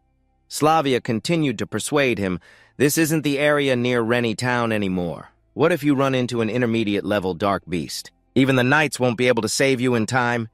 Seeing that Slavia still wouldn't let go of his arm, Thunder coldly shook her hand off and quickly walked away. Don't worry. Intermediate-level dark beasts are no problem for me. Slavia was slightly startled. How? Seeing Thunder walk away decisively, Slavia sadly rubbed her wrist, thinking to herself, Thunder. That guy! The night passed quickly. At the crack of dawn, the knights came to the tents, shouting, time to get up, you lazy worms, get up! Their voices grew louder. The last one up gets punished. Awakened, Kaol slowly opened his eyes. He lazily hugged his pillow and looked beside him. Lying next to Kaol was Thunder. He looked especially strange today, with dark circles under his eyes and red swollen eyes as big as 2 balls. This sight made the still drowsy Kaol wake up instantly. He shot up in alarm. You scared me to death. What's wrong with you? Did you not sleep well last night? But Thunder, looking exhausted as if he'd been up all night, lied, no, I slept very well. Kaol thought to himself, who are you kidding? Who would believe you?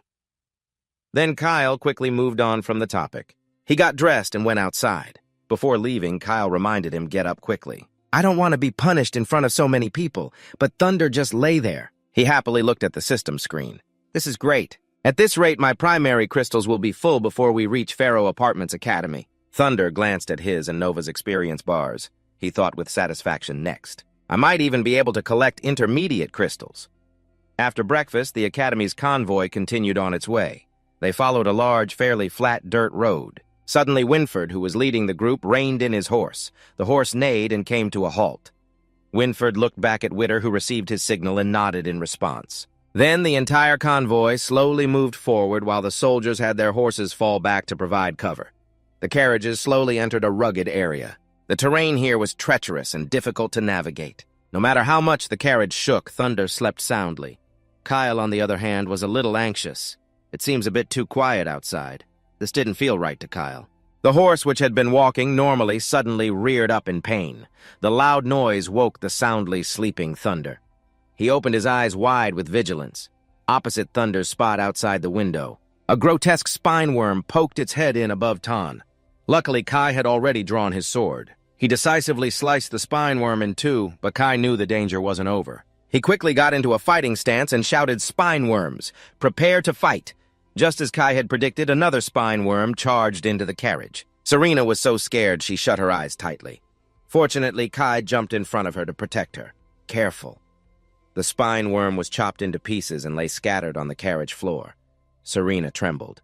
So much blood, so much blood. Kyo, still holding his sword high, cautiously warned his teammates spine worms attack in groups when they appear. There are more and more of them. Stay alert. Don't stay in the carriage.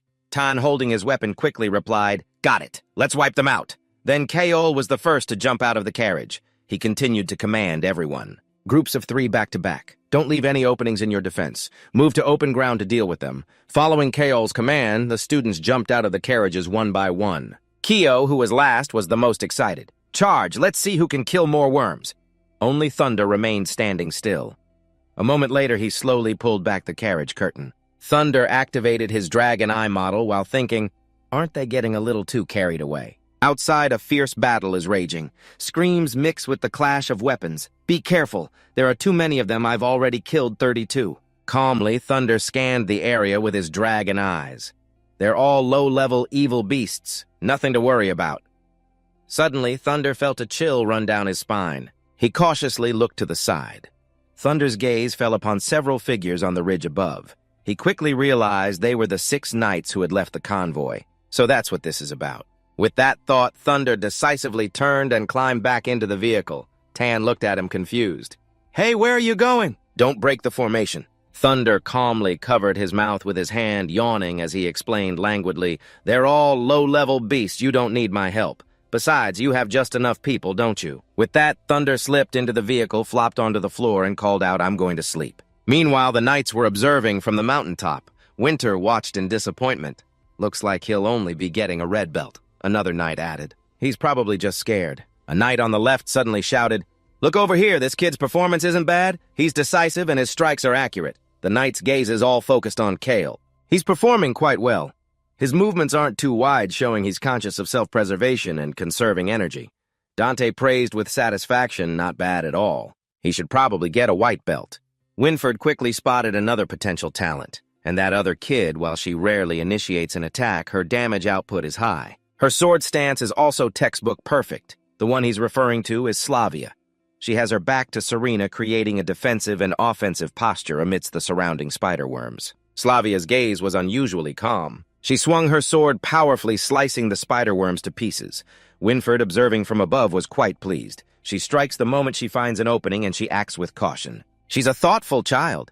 Even Winter had to praise Slavia. That's right, she didn't even get her clothes dirty. Just as the battle was about to end, a strange and ferocious creature suddenly burst out from the ground. Everyone stared at each other in shock. What is that? As the cloud of dust and smoke gradually cleared, a giant figure slowly emerged.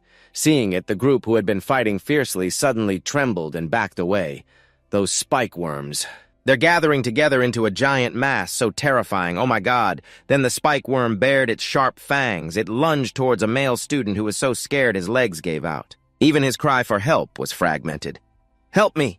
Hearing his friends scream, Ian bravely charged straight towards the spike worm. Ian frantically tore the spike worms apart with his bare hands, shouting, Don't you dare harm my friend! The twin brothers Joyos and Lazy also charged forward. They continuously attacked the giant spike worm with their swords. Meanwhile, Kaol was as energetic as ever, slashing powerfully while counting 45. Come on, bring it on. Dante, who had been a bit worried before, now smiled faintly. It seems we don't need to step in. The potential of these red-haired kids isn't bad. Hearing this, the knight beside him laughed and added, Except for one of them. At this point, Winter stepped forward and whispered to Winford, It's about time to wrap this up. Not long after the battle was finally over, Ian looked at Lahan with concern. Is everyone all right? I'm fine. He looked a bit disheveled, but he was fine. Thank you. I was lucky to have your help. The other teammates sighed in relief. We managed to kill them all. Winford took note of all the students' actions, but his attention was on Ian. Not only is Ian physically strong, but he's also considerate and cares for his comrades. That's a rare quality. In contrast, Kaol was currently questioning Thunder. Why didn't you join us? It's dangerous in the vehicle. If something happened, we couldn't have saved you in time. Thunder stretched and replied in a sleepy voice, I was too sleepy. With the knights here, there was no problem. Kaol looked at him in frustration. You kid, you're still as unsociable as ever. Meanwhile, Winford was wrestling with another problem. He sighed. Who in the world is the chosen child from the prophecy? Once things settled down, the convoy resumed its journey through forests and over mountains. Inside the vehicle, Kaol excitedly bragged to his friends, I killed the most spike worms. Tan, sitting opposite him, smiled. You're a pretty good kid.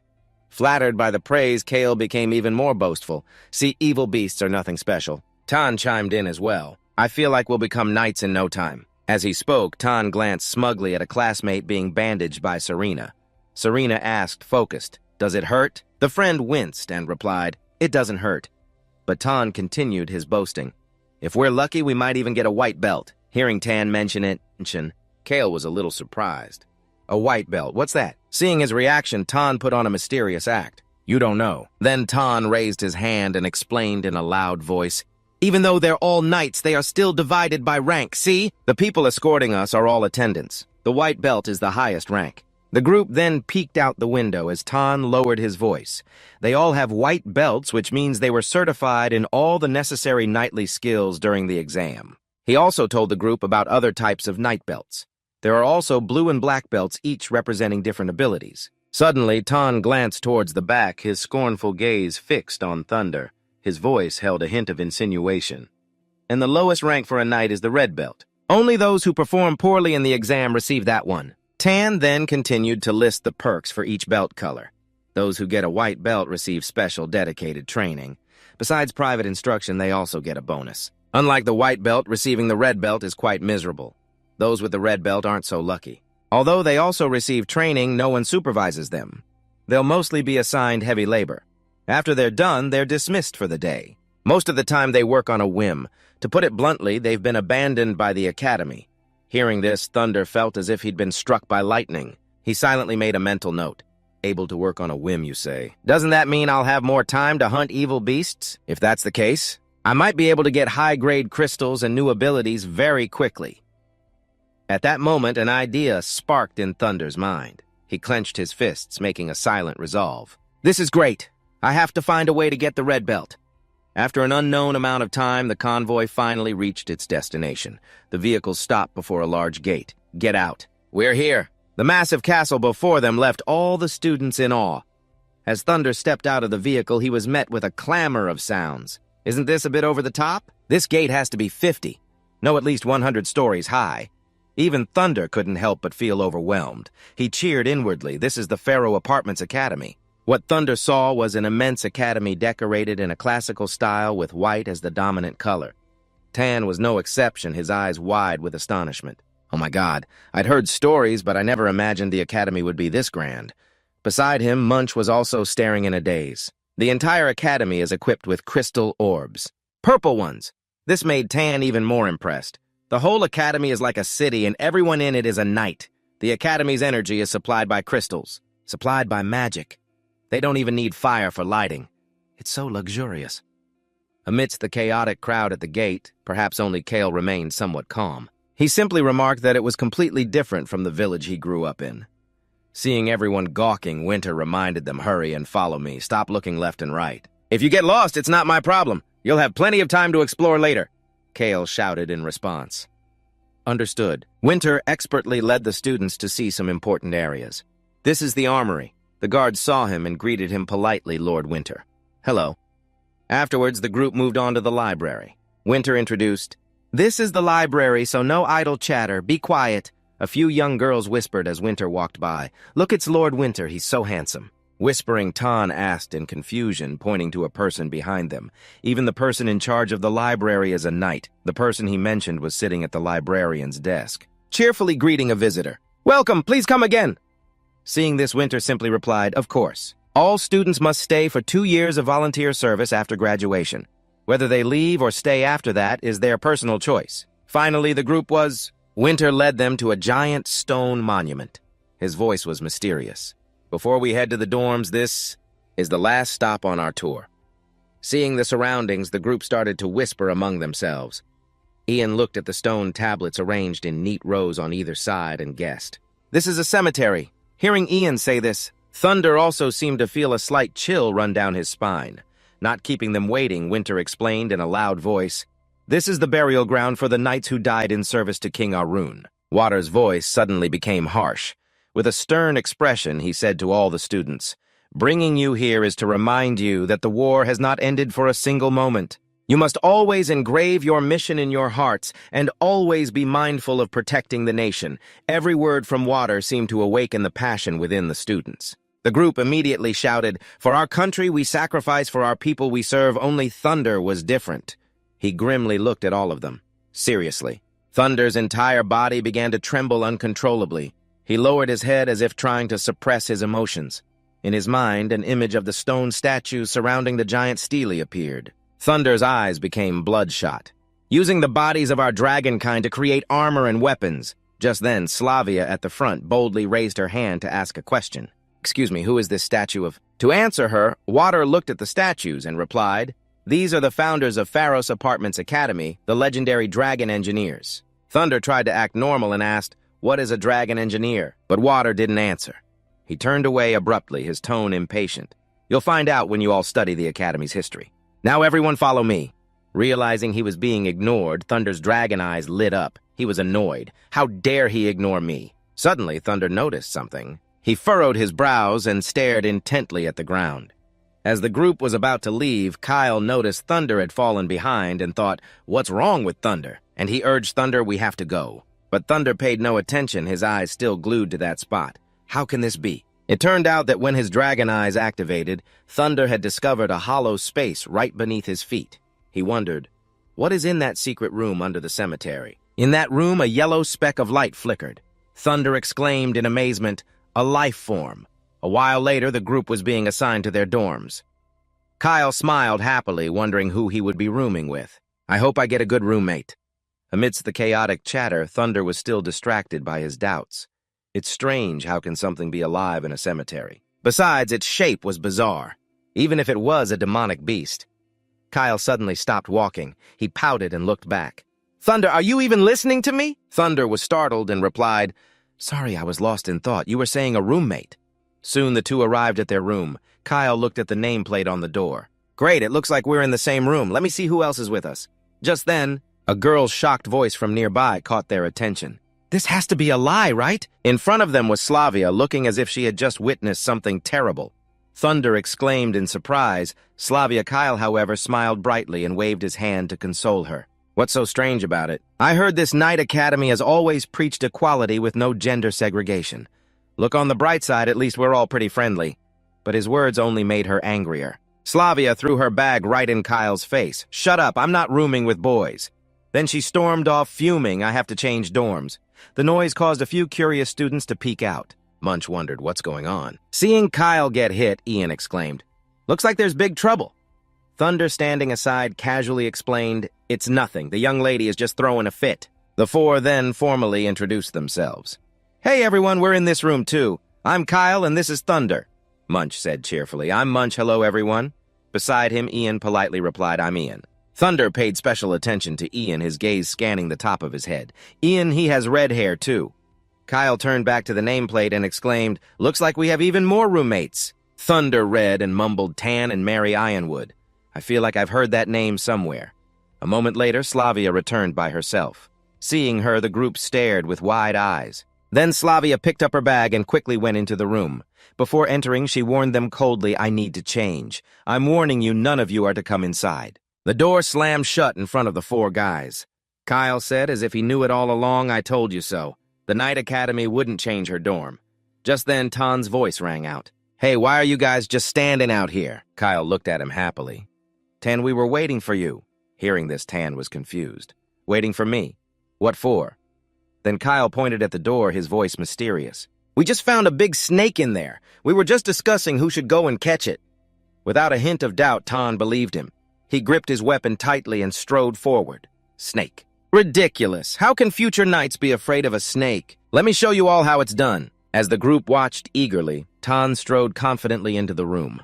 When the door closed, Ian and Munch stared wide-eyed in shock while the culprits Kyle and Thunder couldn't hold back their laughter. The scene shifts to a lavish party in a luxurious room. Amidst the bustling crowd, Tan's angry voice rang out. "You dared to lie to me about a snake. Was that funny to you, huh?" Kyle replied playfully. Yes, it was. Tan, with a red handprint on his face, sat next to Kyle and Thunder. He gnawed on a chicken leg resentfully. "This is great. I really provoked a ticking time bomb. Do you think one day she'll wait for me to fall asleep and then poison me?" Kyle teased. "Isn't that a good thing? Some people can't even get a chance to talk to her. With a temper like hers, who would have thought?" These words reached Slavia's ears, adding fuel to the fire. She exploded in anger, yelling at the three of them. "What are you talking about? Doing what? What's so good about that?" Kyle and Tan were startled. "It's nothing. We weren't talking about anything." As if she had vented her anger, Slavia sat down. Her face was flushed, but she tried to appear calm. Seriously, how can you guys still be eating? The exam is starting soon. Haven't you heard? Kyle glanced at Thunder, not wanting to miss a single delicious bite. The night placement exam, I've heard of it, but what does that have to do with eating? Thunder was the same, still focused on his meal. This is free after all, seeing the two of them so engrossed in eating. Slavia sighed, speechless. You two are hopeless. Just then, a contemptuous voice came from behind. Looks like they've never had good food before. The guy next to him, Ryan, added, After all, they come from poor backgrounds not like us. Look at the way they eat. They were walking past Thunder's table. Before walking away, they jeered, Let's go, let's go. They'll only last for a few meals before they have to run back to their mommies anyway. Ryan and Luke approached the gentle Ian. Ryan sneered, Look how huge this guy is, he's about to break his chair. Then Luke, the country bumpkin, pulled up a chair while taunting him. Ian, did no one ever tell you not to take up so much space? And they didn't stop there. They arrogantly raised their voices. It really ruins one's appetite. Why are all these redheads from Randytown anyway? Hearing this, Kyle's face darkened and he froze. The siblings, Joyous and Lazy, couldn't take it anymore either. Joyous angrily reached for his sword, but luckily Lazy pushed his hand down. But Ryan and Luke, feeling emboldened, pressed on. They pretended to yell, It's probably contagious. I don't want to become a redhead. Stay away from us, you country bumpkins. Hearing this, Munch immediately stood up and warned them, You've taken it too far. Seeing Munch stand up for them, Ryan sneered. What, you want to help them? Luke directly mocked him. From the looks of you, the most you'll get is a red belt. You should worry about yourself first, or else we'll beat you up too. Munch was speechless with anger. Ian quickly said, Stop it, Munch, it's fine. Ryan went back to bullying the gentle Ian, putting an elbow on his shoulder. You damn redhead! You seem to know what's good for you. Let me tell you from now on at this academy, if you run into us, you'd better get out of the way. Ian timidly replied, Okay. At that moment, someone couldn't hold back any longer. A chicken leg flew right at Ryan's face. He caught it and started yelling, Damn it, who did that? Show yourself! Just as Ryan wished, a hand slammed his face onto the table in an instant. Ryan yelled in pain, Let me go! What are you doing? You tell me! Thunder twisted his arm behind his back and roared, Now who needs to get out of the way? I'm talking about you. But Ryan remained defiant. You monstrous redhead. As soon as the words left his mouth, he started screaming for his life. Help me. This guy is insane. The curious crowd gathered around, murmuring a fight has broken out. Seeing Thunder go this far for him, Ian quickly came to mediate. Thunder, thank you, but they didn't hurt me. Kyle whispered a reminder. That's right, Thunder, stop making a scene. All the knights are watching. Slavia anxiously persuaded him, Thunder, the exam is about to start. Don't ruin their impression of us. He replied coldly, I don't care. From behind, Luke pointed and cursed. You bastard, Ian called out anxiously, Thunder, seeing that he still wouldn't let go. He immediately shouted for the knight to save him, claiming the redhead was being violent with other students. Just then, Winter arrived, his face grim, and loudly ordered Thunder to let him go. But Thunder only tightened his grip. He called out behind him, You know, Ian, I learned a painful lesson when I was young. Ryan screamed in panic. Sir Knight, please save my life. Thunder's voice continued. When someone tries to walk all over you and bully you like this... Winter couldn't take it anymore and roared an order at Thunder. Thunder Taylor, I order you to stop. But he ignored the order. Thunder tightened his grip, a cruel look on his face. Let's teach this brat a lesson. Seeing Ryan writhing in pain in Thunder's grasp, the students from the other academy backed away in fear. What's with him? He's terrifying. After he finished, Thunder returned to his usual cold demeanor. He then turned to Ian and said, See that? The only way to make them remember the pain is to subdue them. Having been ignored, Winter was instantly enraged. Veins bulged around his eyes. Thunder Taylor, why did you disobey my command? At this, Thunder gleefully pointed to his ear and took the opportunity to mock him. Sorry, Sir Knight, my ears are just like yours. They have a bit of a problem. They only hear what they want to hear. Then Thunder left Winter standing there dumbfounded. He calmly took Kyle's hand. Come on, let's eat first. Don't let something like that spoil our appetite. The crowd who witnessed it felt quite satisfied. They whispered, honestly, those two brought it on themselves. They love bullying others, but this time they've met their match. Only Winter was displeased. He frowned silently, repeating that hateful name in his mind, Thunder Taylor. After that little bit of entertainment, the lavish party resumed. All eyes turned to the stage as 3 knights ascended. They whispered, It's the 3 Grand Knights. Another person whispered, Is that Winford? The exam must be starting soon. On the high platform, Winford raised his hand to quiet the crowd below. Then, after his introduction, 6 mysterious figures in black cloaks entered. "Now please welcome the headmaster of Ferris Academy and the 6 elders." The crowd buzzed. "It's the 6 elders. Why is this so formal? What's happening? I'm getting nervous. This exam seems really intense. I've never heard of the 6 elders attending before." From below, Thunder had already activated his dragon's eye. He was astonished as he scanned the 6 of them. The aura of these 6 is incredibly strong. This uneasy feeling reminded Thunder of his past life, just like the one who killed him. Thunder curiously watched as a cart was pushed in.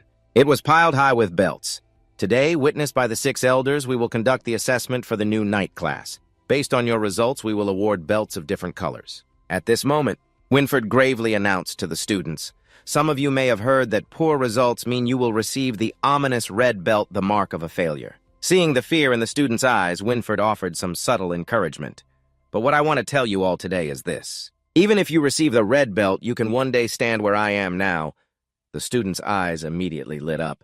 "You must believe. From the day you were chosen at age 5, you already possessed outstanding talent beyond others. The training that comes after will help you bring out your own talents, so please don't lose heart."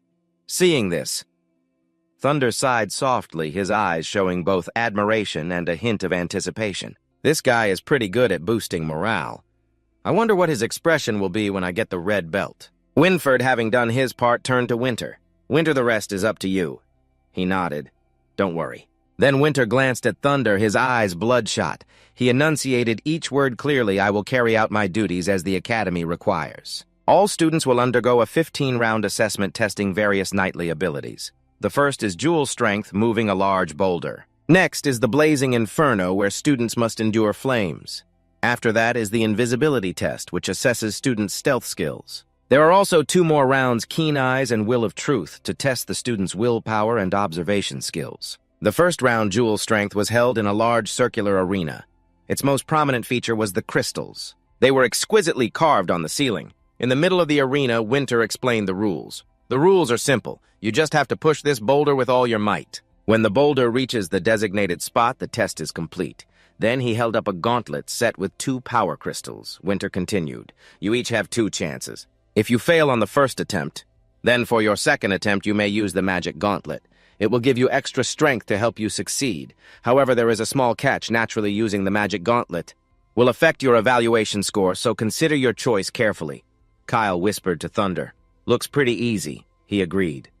Yeah, a piece of cake. Thunder looked up at Winter and said cryptically, but I'm sure someone here doesn't want me to have an easy time.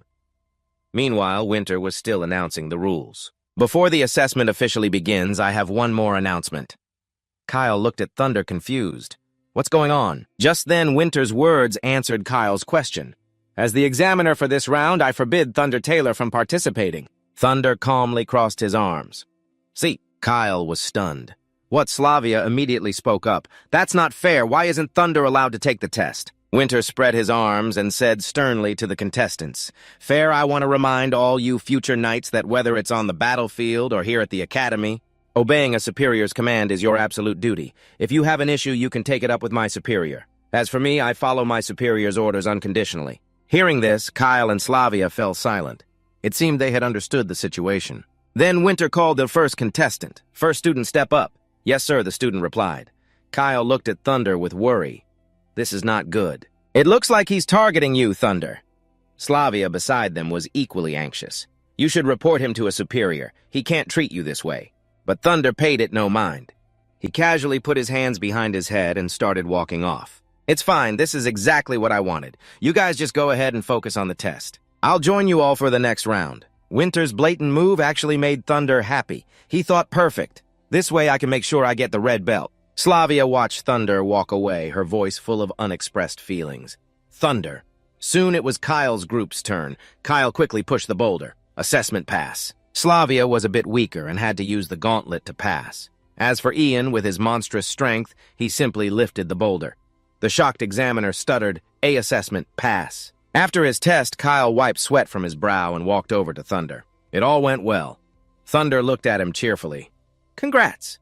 You'll probably have a tougher time in the second round, though. Hearing Thunder speak with such certainty, Kyle's eyes widened and he asked in surprise, Why? Thunder glanced towards Cone. See him? The examiner for the second round. Looks like he's from Jonan Academy. Cone and Winter were greeting each other. Winter, long time no see. He quickly waved his hand. Don't call me that. Kyle was so shocked he held his face and yelled, "We haven't been taught magic, so why is it a test?" Thunder calmly replied, "Enemies on the battlefield. Won't care if you've studied it or not. I guess we'll be facing magic." Then, a hexagonal chart appeared in Thunder's vision with its points representing a knight's evaluation factors. He surmised, usually there's a big gap between those with strong physical abilities and those with weak ones. Strength, intellect, energy, agility, stamina. I think these 5 rounds are meant to assess us from different angles to identify our strengths and weaknesses and to set a new direction for our development. Kyle was completely enlightened by Thunder. He raised a finger. "You make a lot of sense, but I'm not sure I'm that well-rounded." But Thunder bluntly refuted him. "No, I don't think you are." After the Jewel Strength round came the second Blazing Inferno, which primarily tested a student's endurance. Kyle had finished his turn, kneeling tiredly on one knee as he heard his result 57 seconds. Next, as Kyle was helped down, Thunder praised him. "Not bad. You held out for a good while." But Kyle wasn't satisfied at all. "Damn it, not even a minute." Tan helped Kyle up and comforted him. "You did great. After all, the flames in the mage's illusion world last for a full hour, while in the real world it's only been a minute." The next contestant was Slavia. The examiner created a spot of light on her forehead with his hand and sent the illusion into her mind. Inside the illusion, Slavia is engulfed by fierce flames. Despite the scorching heat, she refuses to give up. I know this is a hallucination. The fire even burns off all her clothes. But she's determined not to give up. It's clear in her eyes. "But you can't scare me." Down below, Ko cheers. It's been 5 minutes. She's far surpassed second place. Even Munch has to gasp in admiration. She's been in there for so long. She's amazing. Slavia's endurance is so impressive. She has my praise as well, all right? You have proven your ability. "Who is that girl?" The crowd below grew noisy. "She's so good. That's none of your business. She's my goddess. Shut up and get rid of your filthy thoughts. After Slavia's test, it's Thunder's turn." "Next, Thunder Taylor," she whispered as she passed him. "Good luck, Thunder." The old man's booming voice asked, "Are you ready?" Thunder obediently replied, "Yes, please begin. I should be able to hold on for about 20 seconds. As the crowd below saw him, they started jeering. "It's the redhead! It's that redhead!" Thunder quickly entered the illusion, calmly waiting for the flames. Suddenly his face flushed as he excitedly thought, "All right, now I will." But before Thunder could do anything, a giant fire dragon appeared in front of him. Thunder raised his hand to shield his face, staring blankly as the dragon breathed fire at him. "What the... Isn't that me?" In the real world, both Khan and Thunder were thrown back by an invisible force. Winford and Bernardo, watching from above, were completely astonished by what happened. Up above, the other knights were all stunned. The elders clearly had not expected this situation. They were speechless with surprise. Winford and Bernardo rushed over. Khan, trembling, pointed at Thunder. "The curse! He has the redhead's curse." The contestants below started gossiping non-stop. "What's going on? Why did the examiner fall over? I knew it. Getting close to that guy brings bad luck. Didn't you hear the curse? It's the curse." The murmurs grew. "He's more dangerous than the other redheads." Thunder, who seemed fine, asked with concern, "What happened to him?" Winford replied, "It's nothing serious, probably just exhaustion. You should go and get some rest." But Winford was lying. He hadn't expected this either. How strange. All of his magic has been depleted. This shouldn't be possible. Afterward, Winford quickly went to see the remaining elders. One of them asked, "What is it?" "Have you found the cause yet?" He answered hesitantly, "It's magic sickness caused by magic depletion. He'll recover after some rest." Another elder asked, "Was it because the examinee drained too much of his magic?" But that idea was quickly dismissed. Surely not. How could a mage from Jonan Academy be drained by such a low-level examination spell? Winford lowered his head, trying to move the conversation along. "I've arranged for him to rest. We can investigate the cause later. I'll arrange for another mage to be the examiner." An elder nodded. "Very well. Make the arrangements." As Winford left, one of the 6 elders, JB, beckoned a guard over and whispered instructions to him. The guard nodded. "Understood, I'll get right on it." The elder sitting next to him, who wore a yellow mouthguard, was lost in his own thoughts, frowning. The elder with the yellow mouthguard kept his eyes fixed on Thunder, quietly saying his name, Thunder Taylor. The examination was temporarily postponed, and Thunder's group gathered to talk. He asked in surprise, "What's magic sickness?" Slavia leaned against a pillar and slowly explained, "It's when a mage depletes all their magic but forces themselves to cast another spell. It causes a negative physical reaction. That's magic sickness." Ko, squatting on the ground, added dejectedly, "So that means he must have used too much magic beforehand." "That guy is so unlucky." Yet Thunder was still in the mood to joke. He feigned a sigh. You could say the heavens are jealous of the elite. But Slavia was still suspicious. It's strange. How could a mage from Jonan Academy make such a basic mistake? And what exactly was that curse he mentioned? Before she could finish, the ground beneath them shook violently. Huge, sturdy tree trunks began to emerge from the earth. Everyone looked at each other, bewildered. What's going on? An earthquake. A forest of lush trees with sturdy dark brown trunks appeared before them. The contestants frantically asked each other, "What is that?" It turned out the mages were casting a spell. They had worked together to create this forest. The crowd was astonished once again. They murmured, "Is that magic trees are growing all over the arena?" Thunder's group was trapped in a corner. Ko covered his nose. What the hell is this? Slavia was also choking on the smoke. Someone used magic. Suddenly, an arrogant voice echoed from above them. The third round is about to begin. Everyone stared at him in bewilderment. Is that Finn? He pointed a thumb at himself and said coolly, "I am the examiner for the third round. Your task is to follow me. And do your best to mimic my movements. The third round, Silent Shadow." As soon as he finished, Finn's figure vanished. Only his voice echoed begin. Ko hadn't even processed it yet. It's starting just like that, even Thunder thought to himself. So fast, while they were all still looking at each other, Munch had already leaped into action. Tan was startled, calling out Munch. He watched in alarm. Damn it, how is he so fast? Then without a word, Kyle and Thunder also sprang into action. Thunder and Slavia immediately followed suit. She looked back confidently. "I won't lose to you guys, only Tan was left on the ground." He shouted in despair, "Hey, is no one waiting for me?" Meanwhile, Finn was still dashing from branch to branch. He thought to himself, this might be a bit too difficult for these kids. With that thought, Finn glanced back, considering waiting for them for a moment. But he was met with an astonishing sight. A flicker of shock appeared in his eyes. Right behind Finn was Munch. Following Munch were Kyle, Thunder, and Slavia. Kyle shouted after him, "Hey Munch, we're about to catch you." Seeing this, Finn turned back, relieved. His voice held a hint of amusement. "Seems like I don't need to hold back." Then Finn suddenly accelerated, moving so fast he became a blur. "Now let's see you get up here with your own talent." Meanwhile, in a hidden thicket, someone was raising a bow, muttering, "So it's time to do it." Meanwhile, Thunder had fallen to the very back, struggling to keep up. "Damn it, this isn't my strong suit." Covered in sweat, Thunder pushed himself not to be left behind. He grumbled to himself, "I still prefer limb-based exercise." Just then, a shower of arrows flew towards them. Thunder frowned. "What is that?" Seeing the arrows, he quickly warned the contestants behind him, "Watch out, there's a sniper." The arrows landed precisely at the feet of Munch, Slavia, and Kyle. Fortunately, the group stopped just in time. Mia watched Finn zip past and said, "You're not holding back too much, I see. Quite a lot of them are keeping up. I guess I'm the one who'll have a tough time next." This was to Finn's liking. "The potential of this batch isn't bad, you'll see." Then Mia shouted to Thunder's group, "Don't just stand there, hurry and follow. If you don't hurry, you won't catch up. Each of you take a bow." As she spoke, a wooden plank dropped down in front of them, holding bows and arrows. Mia solemnly declared, "The assessment begins." Thunder stared blankly at the bow. The group quickly equipped themselves. Thunder guessed looks like the fourth round is starting simultaneously. Kyle wondered, are they testing our archery accuracy, while Slavia had already sped off? "I think so." Then she nimbly followed Munch. "I'm going first." Mia's voice echoed again. "There are many targets set up in the forest ahead. Hit 3 and you pass."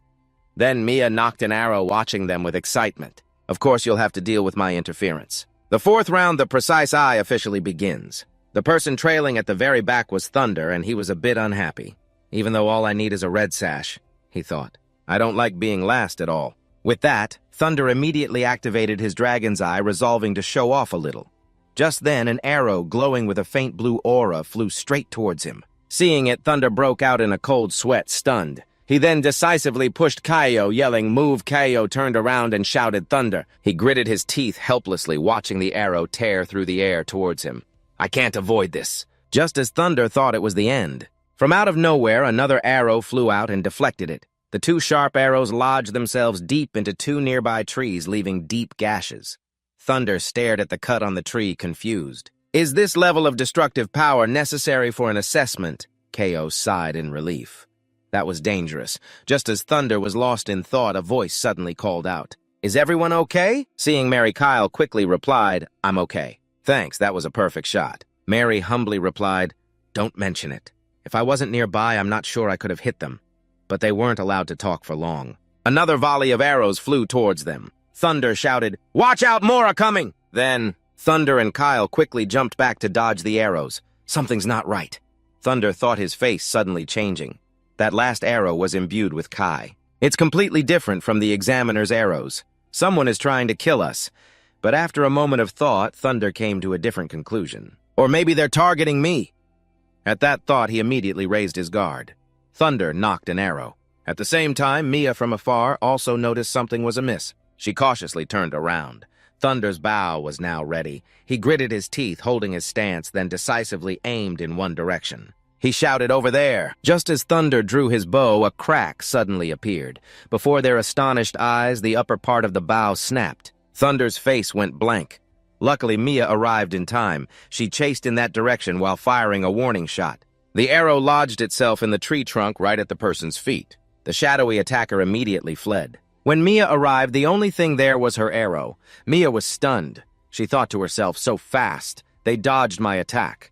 And they didn't leave a single trace. Mia straightened up and pulled the arrow from the tree. She was still bewildered. Who would attack the students to avoid scaring the candidates? Mia waved at them. "Sorry, that was me. I didn't mean to scare you. Everyone continue with the assessment." Hearing that, Kyle and Mary relaxed and replied, "Understood." Thunder watched Mia walk away, knowing that she wasn't the one who shot that arrow.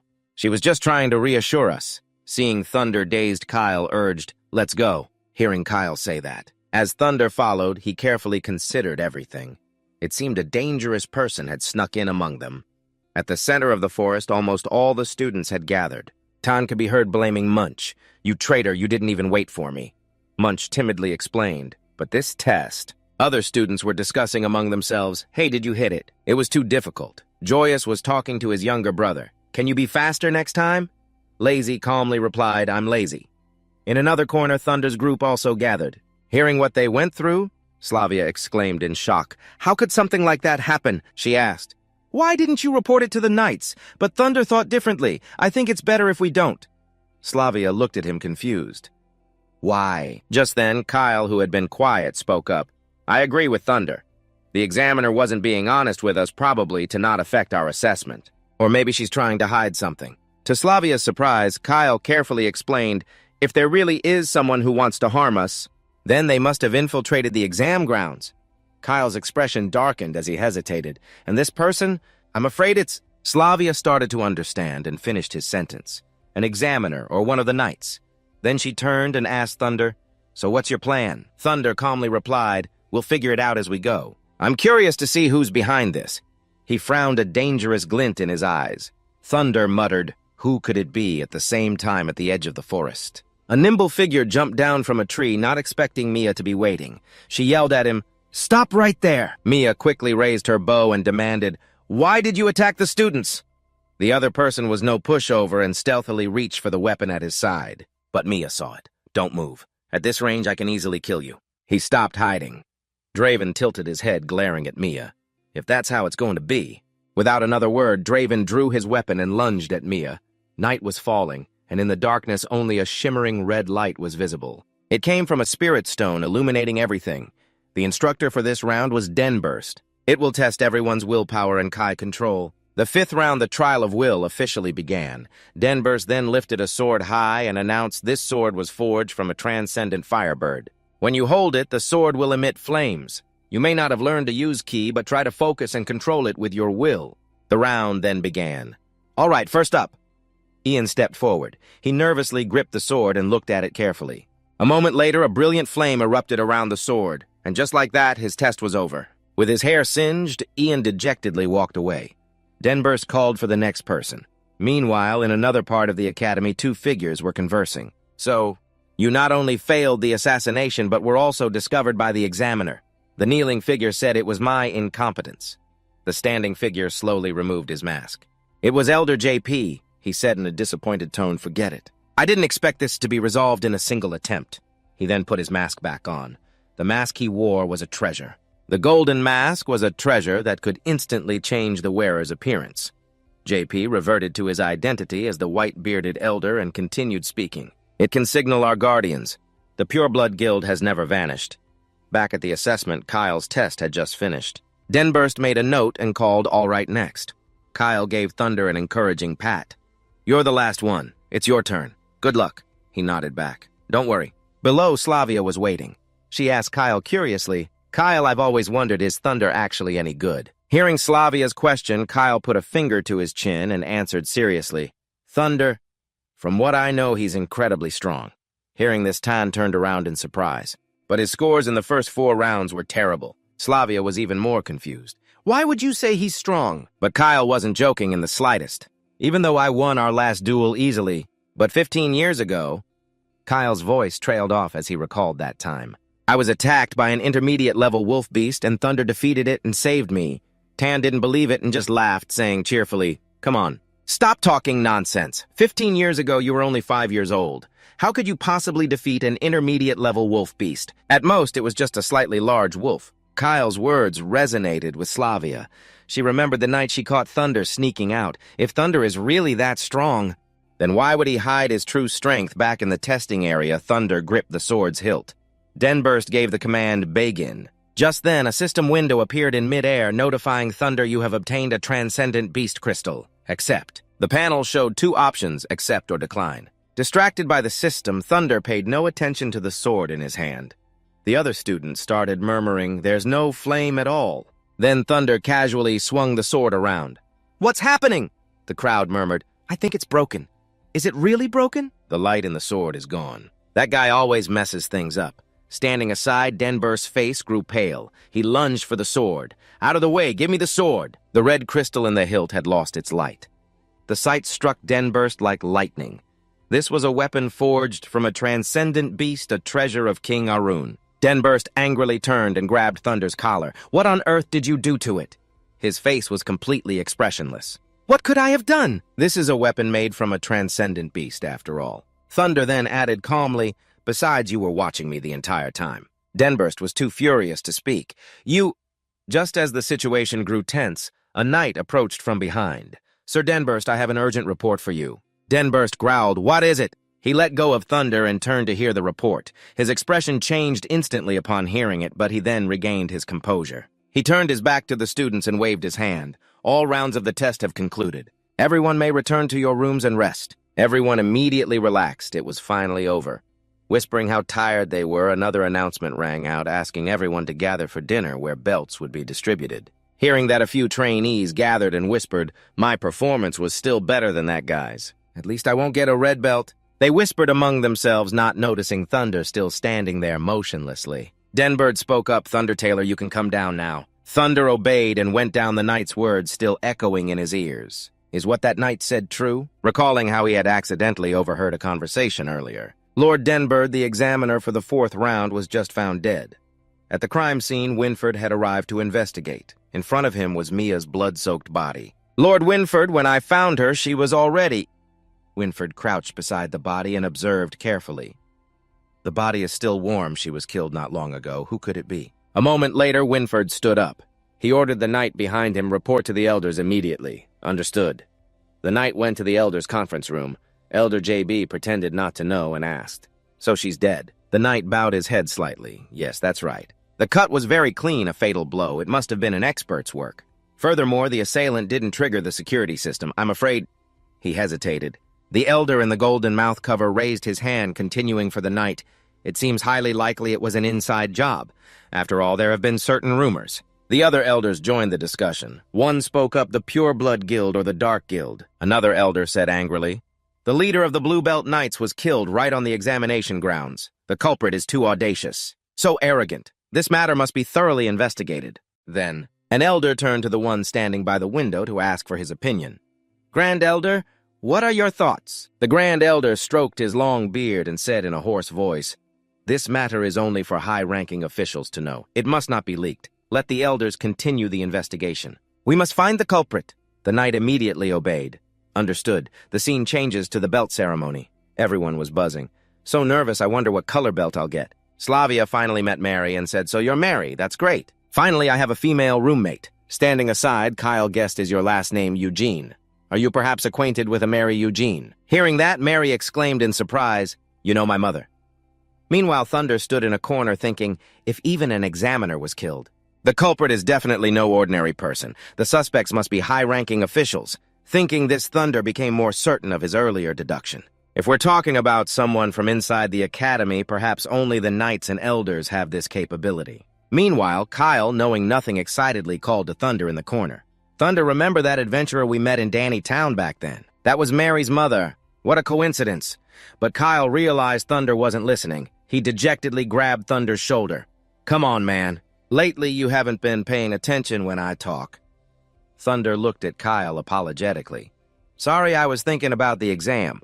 Slavia approached from behind, still thinking about the archer's identity. Of course, Thunder didn't dare tell the truth. He quickly made an excuse. No, I was just wondering why the sword in the 5th round didn't react at all. Actually, Thunder didn't want to lie, but he always prioritized his friend's safety. It was better not to let them know the examiner had been killed. After all, the more you know, the more dangerous it is. Thunder's excuse immediately convinced Slavia. She looked at him worriedly. That really is strange. I always feel like you're not very lucky. It was the same with the Hellfire sword. While everyone was chatting excitedly, a solemn voice announced, "The Knight Commander has arrived." Seeing Winford, the crowd fell silent as a bead of sweat rolled down their foreheads. He's finally here. Then Winford raised his hand and solemnly announced, "The ceremony will now begin. I declare the distribution of belts has started. When your name is called, step onto the stage." The first name called was unexpectedly Kyle Bluebird. He turned back in surprise. Yes. Thunder rubbed his cheek as Kyle finally let go and walked proudly onto the stage. The surrounding crowd couldn't stop debating. It's that guy. He had the best performance, right? He'll definitely get a white belt. The voice of another chatterbox chimed in, who says, "The best performer was our goddess Slavia, or maybe someone neutral. Whoever it is, they'll surely get a white belt." Winford glanced at the evaluation sheet on the table. Then he solemnly said to Kyle, "After careful consideration, the Knight Order has decided to award you a black belt." This was clearly lower than what Kyle expected. He hesitated to take it. Seeing Kyle standing there in a daze, Winford smiled and prompted him, "Hey, take it."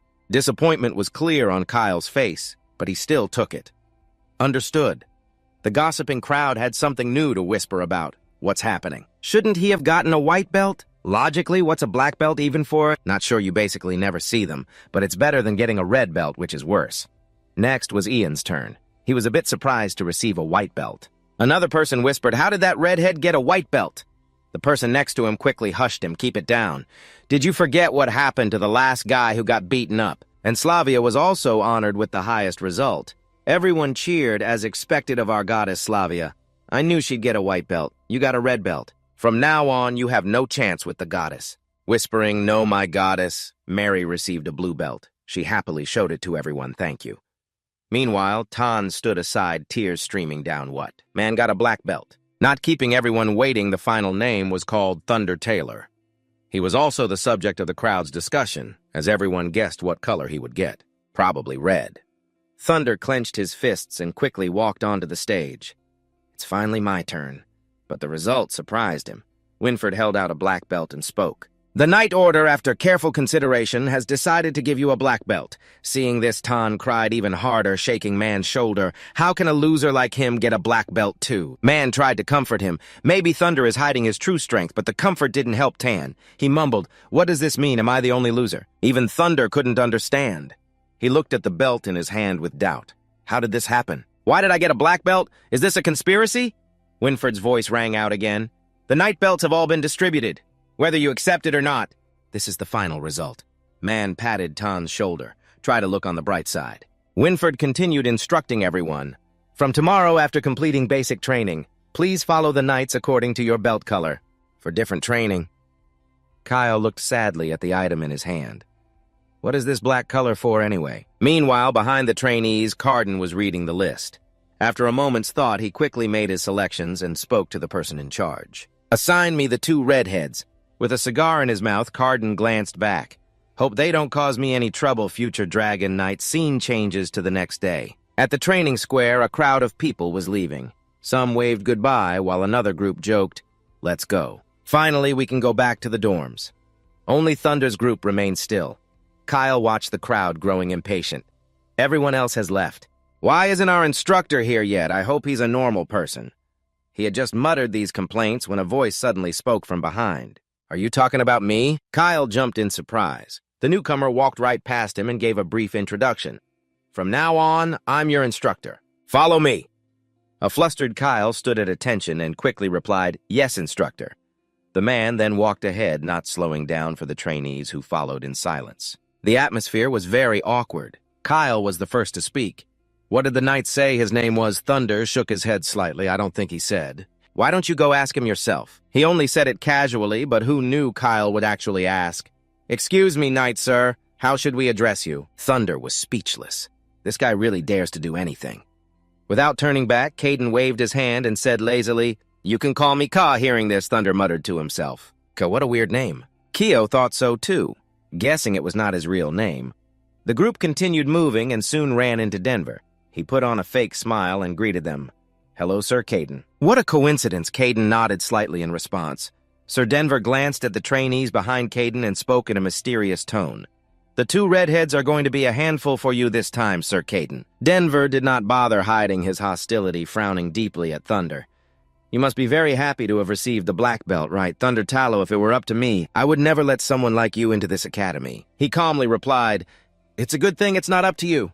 Then, Thunder's answer provoked Denver, and a strong killing intent flashed in his eyes. "Be careful, I will be watching you." Just then, a sudden flash of a sword was at his neck, accompanied by Caden's deep, hoarse voice. "Sir Denver, I must remind you." He unhesitatingly pointed his sword at Denver. "Thunder Tallow is now a member of my Black Belt Knight Order." Caden paused for a moment, exhaling a puff of cigar smoke. "I hope there is no prejudice here." Leading to unpleasantness between us, Denver was still defiant, raising an eyebrow and smirking. "Whether it's prejudice or not will soon be proven." Convinced he was right, he stated firmly, "Everyone will soon realize the prediction was a mistake." Denver turned and left resentfully. "Good luck to you all watching his back." Keo wondered blankly, "Prediction what prediction?" Munch shook his head vigorously. "I've never heard of it." As for Caden, his face instantly darkened and he gritted his teeth, saying nothing. After a long while, he finally spoke. "Follow me." Not long after that, Caden led the group to a large building. "This is our special training ground."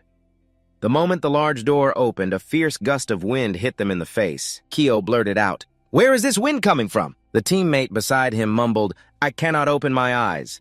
Although in the same situation, Kyle was much calmer, trying to open his eyes to see the training area. When the sight of cobwebs covering the walls met his eyes, Kyle finally exclaimed, "This place is so run down."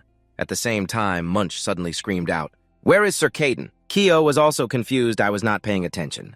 I do not know when he disappeared. Before the group could compose themselves, the door behind them slammed shut. Startled, Kyle turned his head to check what is going on. Thunder said nothing. He decisively used his dragon eye, scanning the area. "He is gone." Thunder tried to confirm again. Even with his dragon eye, he could not see him. An anxious Kyle beside him asked Thunder, "Can you see him?" At that moment, Thunder himself was confused and answered honestly, "No, I cannot see him anywhere."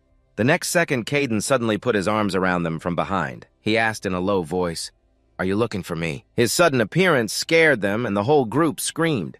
After a while, things calmed down under the dim candlelight. Caden announced that from now on, everyone would have to train in an environment as dark as this. He explained it was to hone your skills and sharpen your senses until one day you can become one with the darkness, making it your sharpest weapon. Kaol could not hold back and asked directly, "Sir Caden, I heard the Black Belt Knights mainly carry out assassination missions. Is that true?" Thunder was surprised, thinking to himself, assassination. So this is what Kaol was worried about. Caden's confirmation made Kyle fall silent.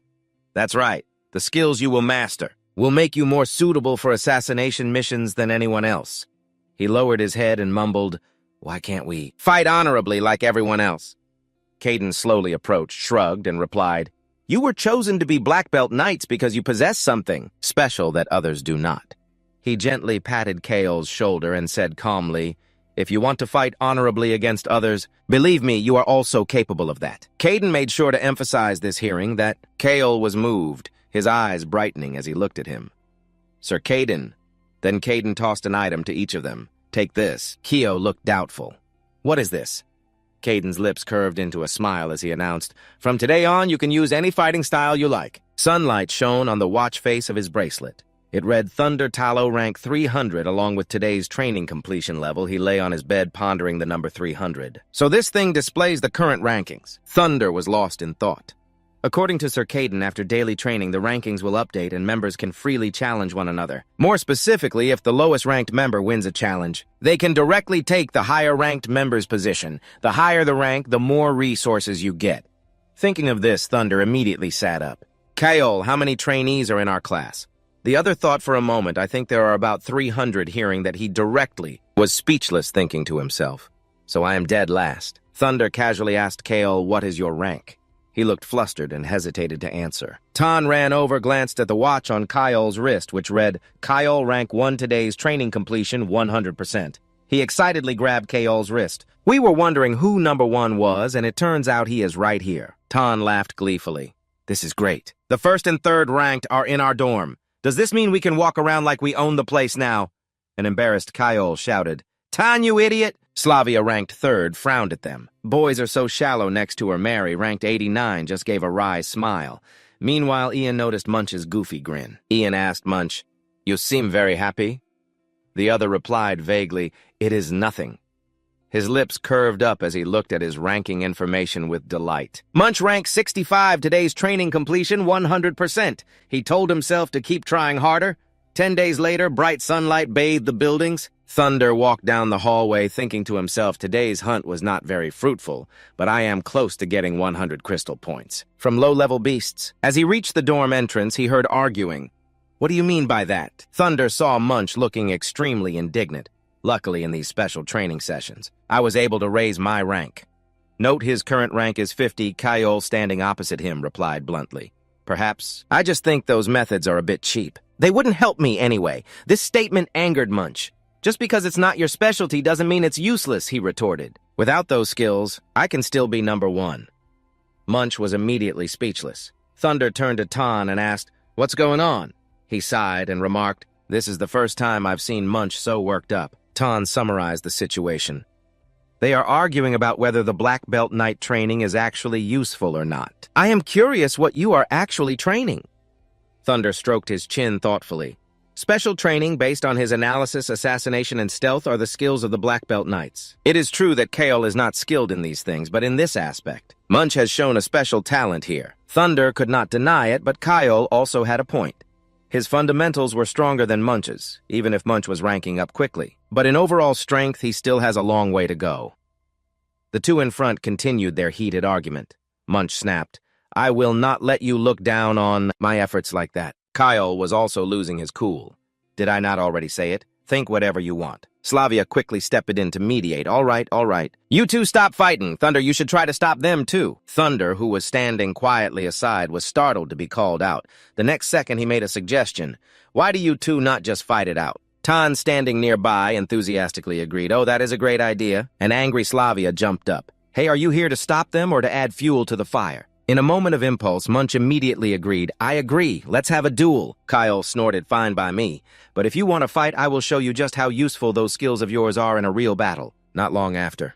The arena area quickly became lively as people whispered to one another, hey, want to go watch? There's a challenge over there. I think it's the top new student. Another person was immediately interested. It's that red-haired guy. Who's he fighting? Another person chimed in. I heard it's a dark horse also ranked near the top. Sebastian Dennis's youngest son happened to pass by and said with a disdainful frown, fighting. The person next to him agreed there's nothing worth watching, just a bunch of country bumpkins from Rennie-town. Meanwhile, Keo was taking the opportunity to make some money. He gleefully advertised, place your bets. The Academy's new star Kyle versus Manch the Black Knight. Hurry and see who will claim victory. He smiled invitingly. Gentlemen, who do you bet on? Show your support. I'll bet 10 silver coins. That flippant attitude immediately provoked Slavia. She snapped angrily, how can you take bets on your own roommate? To her surprise, Mary also joined in. Here's 5 silver coins I want to try too. I bet on Munch maybe he'll pull off a surprise. Keo laughed and replied, thank you for your patronage, gentlemen. Slavia was utterly bewildered. Huh, Mary, why you too? Finally, unable to contain her curiosity, she turned and asked the person behind her, Thunder, do you think Munch has a chance to win? Down in the ring, Keo, acting as the referee, spoke up. Sorry to keep you ladies and gentlemen waiting. The match you've all been waiting for is about to begin. The crowd urged him hurry up. He still followed procedure, raising his voice to announce, let us witness this momentous occasion together. Just as the match was about to start, Thunder finally answered Slavia. So you also think Kyle will win, right? She couldn't deny it and remained silent. Down in the ring, Kyo got into position, raised his hand, and yelled, "I declare the match has begun," as soon as he gave the signal. The two in the ring immediately moved. The crowd roared with cheers, "Charge, go get him." Observing the match, Thunder frankly assessed Kyle has skillful technique. Compared to the rest of us, he's an outstanding talent. He didn't forget to comment on the other one. Munch also gave his all during the special training. You could say he is now a formidable opponent for Kyle. And just as Thunder said, Munch was fighting decisively on par with Kyle. As one of Munch's strikes landed, dust and smoke immediately filled the ring. In the current situation, no one could tell what had happened. But he confidently declared, "I've got this." The crowd below the ring buzzed. Was he knocked down? Quickly, a sharp-eyed person spotted it. Wait, Kyle blocked the attack. This was beyond Munch's expectations, and he blurted out how. Kyle completely blocked the attack with his sword, raised an eyebrow, and said, "Give up, you can't win." Thunder watched it all and analyzed with his arms crossed. Munch's technique has certainly improved, but it's gotten to the point where Kyle has to be on his guard. But then he stretched and yawned, finally concluding, "I still believe Kyle will win." Slavia nodded in agreement, assessing the fundamental skill gap. A skill gap like that can't be closed in such a short time. Hearing the two of them talk, Mary couldn't help but feel anxious. Back in the ring, Munch seemed to have lost his composure, furiously attacking Kyle while repeatedly muttering, "Damn it." He calmly blocked every blow. Then at a certain point, Kyle suddenly turned, saying, "It's my turn." With a single finishing blow, he decided the outcome. The wooden sword in Munch's hand snapped in two. Unable to accept reality, his face paled as he watched the blade fly away. How? Before Munch's horrified eyes, the broken sword hit the floor. Kyle calmly turned to look at him. "It's over." Munch collapsed to his knees, his head bowed in defeat. "How could this be?" Kyle then said, without another glance at his opponent. He turned to leave. "It's a pity, but this is reality." Munch tightened his grip on the hilt as a red aura suddenly flared around him. He gritted his teeth and growled, "No, it's not over yet." Thunder keenly sensed something was wrong and froze. That is, down in the ring, an agitated Munch charged at Kyle's back with the broken sword, shouting, "It's not over yet." Seeing the situation was out of control, Slavia screamed in panic, "Watch out." Mary beside her was equally frantic, rushing to stop him. Munch stopped just at that critical moment. The broken blade, just inches from Kyle's neck, suddenly stopped. He turned his head in confusion at the sight that met his eyes. It made Kyle's face turn pale. On the blade at his neck, warm blood was dripping continuously. The onlookers were also stunned. Tanha stood agape, unable to speak. Ian jumped up in horror, his lips trembling. How is that possible? Even Slavia was stunned, wondering when on earth did he. Down in the ring, Thunder had appeared just in time, grabbing the wooden blade with his bare hand. He warned sternly, "Munch, stop now." Kyle looked at his bleeding hand and called out worriedly, "Thunder." Perhaps the smell of blood brought Munch to his senses. He dropped the sword in a panic, looking awkwardly at Thunder's hand. "I'm sorry, over here." Slavia still couldn't believe her eyes. Munch's speed was astounding. I didn't even see him move clearly, yet in that short time, Thunder managed to intercept. How did he do that? Over at the ring, Munch profusely apologized to Thunder, stammering, "I'm sorry, I'm really so sorry. It was all because I was too reckless, if it weren't for Thunder. If you hadn't stopped me, I would have caused a huge disaster." He didn't seem to mind, shaking his head reassuringly. "It's nothing, just a small wound." Meanwhile, the crowd buzzed. "So who's the winner then?" Someone immediately spoke up. "I don't know, it probably counts as a win for Kyle." Another person stubbornly disagreed, who says so. If he hadn't been stopped, Kyle definitely couldn't have dodged that attack. An argument suddenly erupted, but the match had already ended before that. Kyo quickly sized up the situation and waved his hands to make an announcement. "Everyone quiet down. Due to third-party interference, the result of this match is void. You can all get your money back later." Of course, some people were still dissatisfied and shouted in protest. "This is unacceptable." Some hotheads even started throwing bottles into the ring. "Damn it, did you do this on purpose?" "That was clearly my winnings. If you can't play, then don't bet." Kyo tried his best to calm the crowd. "Everyone, please calm down. I said I'll return your money." But their attitude remained extremely hostile. They shouted directly, "Cut the crap." The situation quickly spiraled out of control. The people in the ring were pelted with stones, enduring the crowd's vicious words. "You guys ruined everything. Such troublemaking trash. What's the point of a refund? We obviously bet on the winner. Get out of the academy, you bunch of red-haired freaks," as they were leaving. Thunder was suddenly hit in the head by a stone. Below, the crowd was wildly cursing unlucky red hair. The scene was chaotic, and harsh criticisms rang in his ears. "Get out of the academy, get out! Get out!" Kyle rushed to support Thunder, worriedly calling his name Thunder. Munch tried to hold back the crowd, asking everyone to calm down, but was met with vicious words, "Shut up, get out." Keo noticed Thunder staggering, and his face changed. "Thunder, what's wrong?" He replied weakly, "Let's go." Slavia and Mary also came down to shield him, trying their best to persuade the crowd, "Please don't do this. The match is already over. Everyone, please calm down." Amidst the chaos, Eric casually picked up a large brick with a cunning smile. "Let me give him a big one." Before he could even move his wrist, he was suddenly hit by a thrown stone. As a reflex, he dropped the brick and hissed in pain. Munch had seen Eric's intention and stopped him from the start. "Don't do it." He furiously pointed at Munch's face. "Hey, isn't this all because you're useless?" Munch retorted, "But this has nothing to do with Thunder."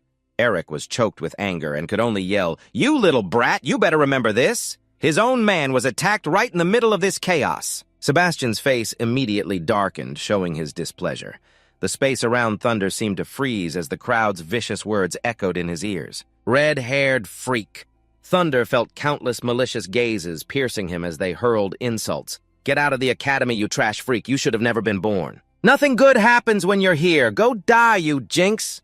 As he walked through their storm of insults, he truly couldn't understand why this was happening. Are all these filthy humans like this? But there were still voices of concern. "Stop throwing things. We are all fellow students. Thunder, are you okay?" But he was almost drowned by harsh insults. "I don't want to study with a freak." "That's right." And then those venomous words reached Thunder's ears.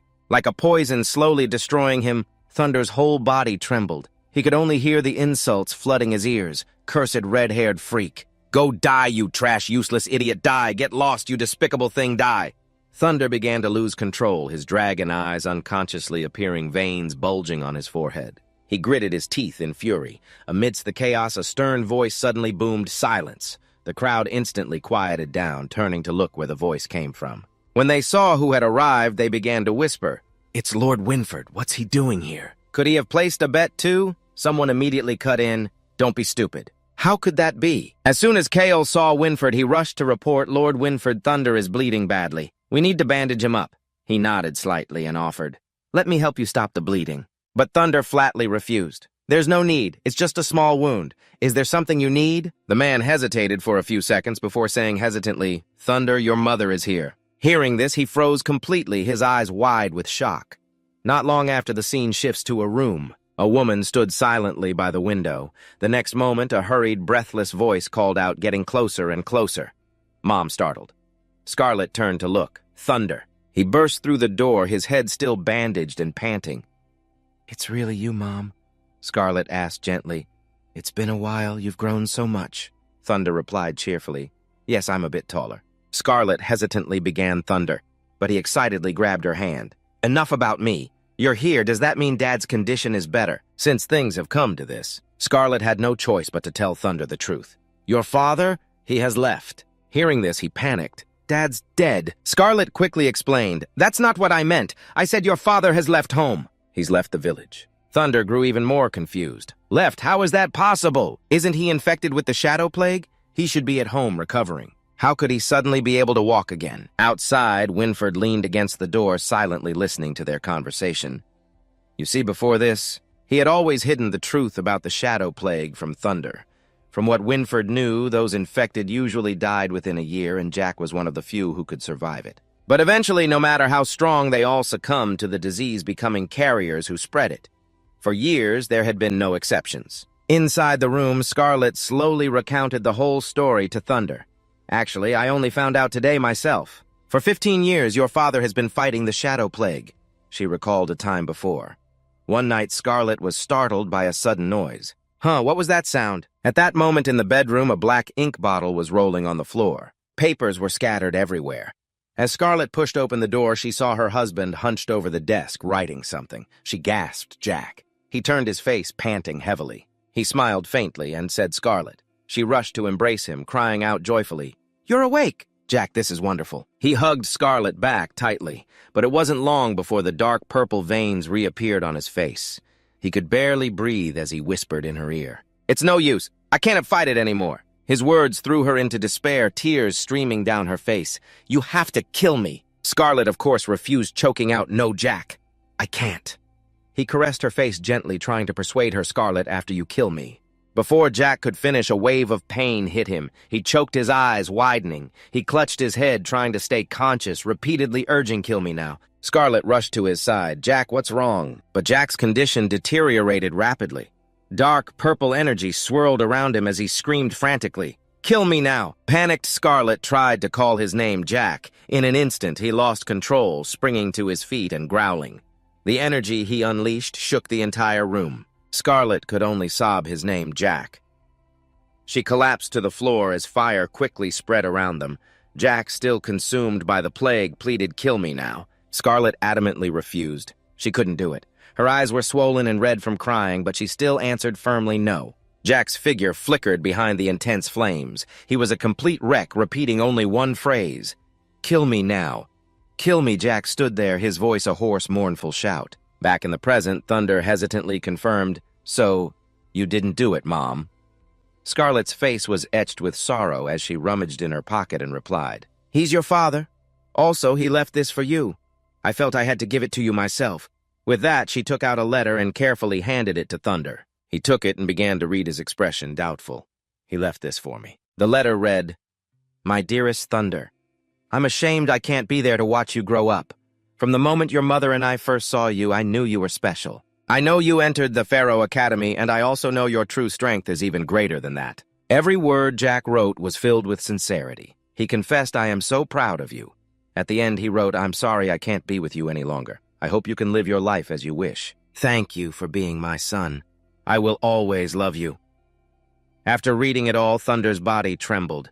He clutched the letter tightly, tears streaming down his face, choked with emotion. What a foolish old man, writing as if this is his last will and testament. What's the point of being so sentimental? "I will find a way to save you, Dad." Time passed quickly after that. Thunder returned to his dorm and collapsed onto the bed, his arm across his forehead. He recalled his mother's words before she left. "Thunder, I have to go find your father. No matter what he's become, I have to find him." He had offered, "Then I'll go with you," but Scarlett had flatly refused. "No, you have your own responsibilities. I think your father would want that too." Thunder still tried to convince her, but Scarlett cut him off firmly. "Thunder, I'm so glad I got to see you. Don't worry about us. Just do what you need to do." Finally, she said goodbye with a tight hug. She gently patted his head. The memory ended, leaving him lost in thought. "It's been 10 years. I haven't accomplished anything at all. Just like the humans, I've made no progress. I can't avenge my people, and I can't even protect those I want to. Everything is just awful." Hearing the door open, Thunder shot up his eyes, meeting Kaol's. Kaol asked with concern, "Thunder, you're back. Did you get to see your mom? What did she say? Is your dad doing all right?" But Thunder just walked past Kaol and headed straight out. He walked slowly down the hall, his back looking incredibly lonely, letting out a soft, non-committal hum. Seeing his friend like this, Kaol couldn't help but worry. He pursed his lips and called out, "Thunder." He thought to himself, he doesn't seem all right at all. Just then, a piece of paper on the table fluttered to the floor. It caught Kaol's attention. He picked it up and glanced over it. This is..."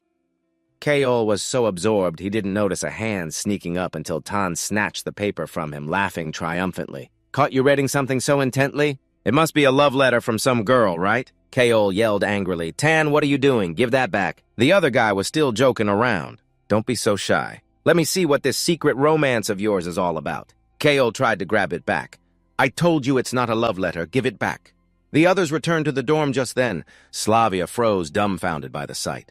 "What are you two doing?" "A love letter," Kaol explained impatiently. "It's a letter for Thunder." At this, everyone was stunned. Slavia blurted out, "What?" A short while later, Kaol told the others everything from beginning to end. He sighed. So this is what happened. Slavia was still processing the news, mumbling, "So Thunder's father was infected with the shadow plague." Tan remarked, "I never would have guessed. That guy had such a rough childhood. I guess we should be a bit nicer to him." Meanwhile, Monch sat silently in a corner, head down in deep thought. The scene changes to the dining hall, which is bustling with people. Only Thunder walked alone with his head down. Slavia suddenly appeared with a smile and started talking to Thunder. "What a coincidence. Are you going to eat?" Mary also smiled and suggested, "Let's go together." He looked left and right, bewildered. An hour later, back in the dorm, Thunder looked confused at the neatly arranged things on his bed. "My bed and clothes." Tan walked over to him, trying his best to act, and asked with a smile, "Hey, Thunder, what do you think of Slavia? She's not a bad girl, right?" Before Thunder could understand a thing, Ian stammered, "Yes, that's Slavia." Their awkward reactions combined with recent events made Thunder suspicious. What's up with these guys? The next day, he returned to his room to find Kyle arranging freshly picked lilies on the table. Thunder frowned and asked, "What is it this time?" The other hesitated. "Well, Thunder, it's just... I thought looking at fresh flowers would lift your spirits, don't you agree?" Hearing this, he immediately looked disgusted. "Have you fallen in love with me or something?" Kyle jumped up in embarrassment. How could that be? Thunder took the chance to ask directly. "I've been meaning to ask what's been going on with you guys lately." Kyle stammered for a moment and finally decided to confess about that. "I'm sorry I accidentally read your letter." Thunder looked at him with an unreadable expression. Fearing he was angry, Kyle rushed to explain, "I'm sorry, Thunder, it was all my fault. A letter is a private thing. I shouldn't have opened it. I didn't let anyone else read it either. In short, I was wrong. I revealed your secret. I'm sorry." But contrary to his expectations, Thunder broke into a radiant smile and said sincerely, "Thank you, everyone." Seeing this, Kyle sighed in relief. "As long as you're not angry, Thunder." Just then, a commotion was heard outside. "Hurry, bring him in. Make way, hurry up." The door opened, and Munch was there covered in bruises. Coughing, he was helped into the room by Tan and Ian. Munch were at the dorm. "Hang in there," Slavia urged. "Quick, put him on the bed." Mary, standing nearby, was already crying in panic, calling his name. Kyle frantically asked what happened. Tan immediately explained it was that guy Sebastian. He challenged Munch to a duel. Thunder was confused. "In a ranking battle, doesn't the match end if you just concede? How did he get injured this badly?" "Over here." As Ian carefully helped Munch onto the bed, Tan hurriedly explained, his voice filled with indignation. Munch had already been beaten unconscious. "He didn't even get a chance to concede, but that guy didn't stop. He kept hitting him. He was clearly doing it on purpose." Munch was laid on the bed amidst Mary's sobs. He struggled to call out Thunder. He immediately went over Munch. What is it to think he was this badly injured? But he was still worried about Thunder, even looking extremely guilty. "Sorry I couldn't make your bed for you these past few days." Hearing that, Thunder froze. Slavia's urgent voice was heard. "It looks like his arms and legs have hairline fractures. We need to get a doctor." Ian immediately volunteered. "All right, I'll go get one now." Without a word, Thunder stood up and turned to leave. Kyle noticed and asked worriedly, "Thunder, where are you going?" He looked back, his eyes filled with killing intent, to get justice for Munch, of course. Kyle gently pulled his hand. "Wait, Thunder, don't be rash." Thunder's face darkened. "Do you want to come with me?" He hesitated. "I want to help Munch get even, too." "But," Thunder said coldly. "But what?" "All I know is an eye for an eye," Slavia added worriedly. "Because Sebastian is a member of the Delt family," Kyle agreed. "That's right, he's the son of Sir Denbird. We can't afford to offend them." Thunder walked away without looking back. "So what? If he wants to cause trouble, he must face the consequences." Thunder, Kyle yelled. "Don't you get it? This isn't the first time he's done this. No one in the academy wants to mess with him. They might even expel you." He waved a hand. "Don't worry, I'm not that stupid. As long as it's an official match, I can legitimately go get my revenge." "Thunder!" Kyle called out, his voice filled with helplessness. The scene shifts to a beautiful landscape of rolling hills and flowers. Sebastian praised, "Not bad, Eric. Keep it up." Amidst the clashing of swords, Sebastian walked past the trainees. Eric replied, "Understood." Thunder was being blocked by two people. "Hey, you're not one of us. Buddy, we're training here. If you need something, wait over there." He asked coldly, "Which one of you is Sebastian?" The first student asked curiously. "You're looking for Sebastian. I don't remember him having any red-haired friends," said the second one with a laugh. "If it's not you, then move." Hearing the noise, Eric yelled, "What's all the commotion?" "What is it?" The first student pointed at Thunder. "Eric, this guy just barged in saying he's looking for Sebastian." Hearing that, Eric yelled mockingly, "Huh! Sebastian would never associate with a red-haired freak. Didn't your parents teach you any manners?" Eric angrily pointed at him. "Can't you see we're training here?" Thunder calmly asked, "Are you Sebastian? If not, I have no business with you." He gritted his teeth. "You—" Suddenly, a voice called from behind Eric. Sebastian chuckled slightly. "I'm the Sebastian you're looking for." He pointed to Thunder's waist. "Seeing that black belt, you must be here for your friend, right?" Thunder got straight to the point, "Since you know I won't waste words." He tapped the watch on his wrist. "Let's have a duel." "What?" Sebastian reacted so straightforward. "System Thunder Taylor, rank 300. Accept or decline." He laughed and tapped at his watch. "Sorry, I think I'll decline." Thunder's face grew cold. "What, are you scared?" Sebastian said mockingly. "Looking at your rank, a duel seems unnecessary. You see, I thought that black belt of yours was a promising one. A bright seed among you lot, but the outcome was just pathetic." He waved his hand in pity. "Sorry, I didn't mean to hurt your feelings. Perhaps people born to common families?" are just different from us." Then Sebastian turned away, taunting, "I don't want a repeat of that." The atmosphere was shattered by Thunder's sudden shout. "Still haven't given up, wait!" Eric stepped in front of him. "Sebastian, a guy like this isn't worthy of a duel with you, but I don't mind." He held up his watch. "I'm currently ranked 9th. If you can defeat me, maybe then others will be interested in your challenge." Eric gave Sebastian a quick, meaningful look. "Right, boss?" He smirked, "Suit yourself." Thunder pointed at Eric. "If I beat this guy, will you accept my challenge?" He was taken aback. "This guy," Sebastian replied. "Beat him first, then we'll see." Murmurs spread through the crowd. Wow, another match. Following a strong team was the right move. Yeah, I get to see a challenger fight right away. I hope this fight lasts a bit longer. Thunder clenched his fists. "Then I have nothing more to say. Let's do this." Eric drew his sword. "How arrogant. Don't come crying to me later. Or find someone else to avenge you." Someone wondered, "Huh? Why hasn't the redhead drawn his sword?" Eric immediately charged, thinking, "This is a great chance to use the move Sebastian taught me." Sebastian crossed his arms, looking amused. That Eric always bullying the new kids. A flash of steel appeared as Eric swung his cold blade straight at Thunder. "Die!" With a slight tilt of his body, he narrowly avoided the attack. Eric couldn't believe it, his face a mask of shock. What? How could he have possibly dodged that? Eric roared, refusing to back down, and charged again with his sword. This isn't over. Despite his relentless attacks, Eric couldn't land a single hit on Thunder. Every strike was dodged with ease. "Let's see you dodge this, damn it." He began to panic. "That was my fastest strike. How are you still able to dodge that?" Thunder lunged forward. Before Eric could react, Thunder's fist slammed into his face. His body flew back several meters before crashing to the ground. Eric lay stunned, his face bruised, his eyes filled with disbelief. How was this possible? Thunder pointed to Eric on the ground. "Sebastian, am I qualified to challenge you now?" The crowd shouted in alarm. "Eric, I think he fainted. Quick, get him to the infirmary." Sebastian crossed his arms indifferently. "What's in it for me to defeat you? You put up 2 sparkling stones, and if you win, these 2 mid-tier monster crystals are yours," he stammered and yelled. "Where did you get mid-tier monster crystals from?" "I don't want to get into trouble by taking things of unknown origin," you answered calmly. "My parents were adventurers. This is what they left for me." Thunder put his hands in his pockets. "What about it? While I still haven't formed a weapon, you still have a chance to get them." Sebastian pointed at him, "All right. I accept your challenge, but I have one condition."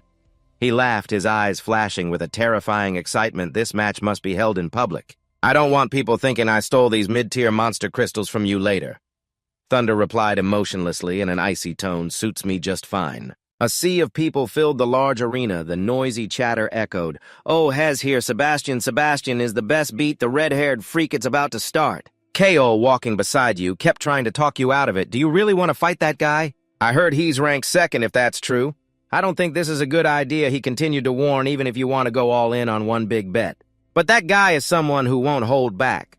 Thunder reassured Kaol, "Don't worry, just go open your betting pool." "Just do as I say," he said helplessly. "All right, then." "I can't stop you anyway." The two of them bumped fists, he said with a laugh. "Promise me you'll at least give him a bloody nose," Thunder replied with a firm voice. "Definitely scene change, Kaol holding a wooden box. Place your bets, place your bets." Black-back Knight Thunder versus White-back Knight Sebastian. Who will defeat whom? Let's wait and see this exciting match unfold. Tan couldn't hide his anxiety. "Hey, I'm telling you. How long do you guys think Thunder can last?" Ian hesitated, his voice filled with worry. "I hope Thunder doesn't get hurt." Slavia clearly disagreed with this. "I don't think so," she said loudly. "Oh, love really makes people blind." The timid girl shrieked. "What are you talking about? How could I possibly like that guy, Thunder? That's not the point." Slavia frantically yelled, "If you can't see Thunder's strengths, then you must be blind." Tan kept teasing about love, while Kaol anxiously thought to himself rather than worrying about whether Thunder can win. "I'm more worried about what the Black Knight's reaction to this match will be." Sebastian's voice rang out, filled with smugness like a challenge. "The son of a knight becomes a knight. The son of a commoner becomes a commoner. This is a line that can never be crossed." He caressed his sword while taunting Thunder with a pun. "I know defeating Eric gave you some confidence. But through this match, I will make you understand the difference between us," the referee announced. "Both sides, please take your positions," you replied coldly. "Save that lecture for your little brothers." Sebastian's sword was raised high as he stood in a ready stance. Everyone in the stands watched the arena with worried eyes. "You wrapped 2 cloths tightly around your face, leaving only your sharp eyes exposed." The referee's shout echoed. "The match begins." Sebastian immediately lunged forward. Seeing this, Kaol held his breath and shouted your name above the noise. Thunder, Thunder, you dodged his attack in a cloud of dust. Sebastian sneered, oh, you're pretty lucky. Almost no one can dodge my first attack. Thunder replied with contempt, and your luck is nothing to brag about. In the blink of an eye, a scratch appeared on his face like a knife slicing through the air, huh? Sebastian wiped the cut on his cheek. The wound is too shallow if this is the extent of your attack. Then you'll never be able to win. Thunder's taunt made him freeze. Why are you so talkative? Have you always won your fights with that mouth of yours immediately?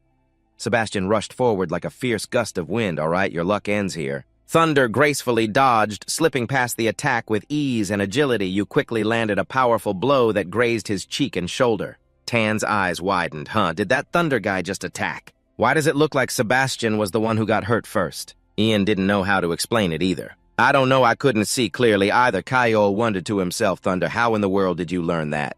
The moves you just used to dodge Sebastian's attack, he couldn't help but exclaim inwardly, are exactly like those of a knight captain. Sebastian gathered all the magic in his body. Very good. Next up. Let's see if you can dodge this next attack. The crowd in the stands immediately stirred. Look, the aura is gathering on his sword. This is a real eye-opener. Sebastian rushed forward like a whirlwind surrounded by brilliant green magic. Take this. Then Thunder turned like the wind and skillfully dodged to the side. He sneered, a look of excitement on his face. I knew you'd do that, so next. You stood frozen, your eyes showing a hint of worry, watching the stream of green magic head towards you. Sebastian gripped his sword and lunged forward, covered in a dense layer of green magic. You dodged that one, too. The crowd below started cheering wildly. Wow, Sebastian is furious now. Go show that redhead who's boss. Go, Sebastian. You're my god, so cool. Tan said worriedly. This is not good, Thunder. He just keeps dodging like that. Sooner or later, he's going to get hit. Ian also called out your name worriedly. Thunder, he said indignantly. Sebastian, that bastard is too ruthless. Kaol tried to reassure them, don't worry. I think Thunder will be fine. Tan asked, what do you mean? Slavia looked down and replied, think again. The one who's really at a disadvantage is Sebastian. His legs were shaking as if they couldn't support his body anymore. Drops of blood began to fall from his battered body. His breathing was ragged. Sebastian collapsed to the ground as if all his strength had been drained. What? He was stunned and speechless. How can this be? Hasn't Thunder just been dodging this whole time? Kaol also wondered, but on the contrary, Thunder has actually been attacking all along. Tan yelled, since when? How did I not see it? Kaol looked down every time Thunder dodged one of Sebastian's attacks. He would land at least one attack. He was constantly wearing down Sebastian's stamina. Until his opponent could no longer fight back, covered in wounds, he clutched his arm and screamed, You, my father, never even taught me to fight like that. I will kill you with ragged breath and fiery eyes.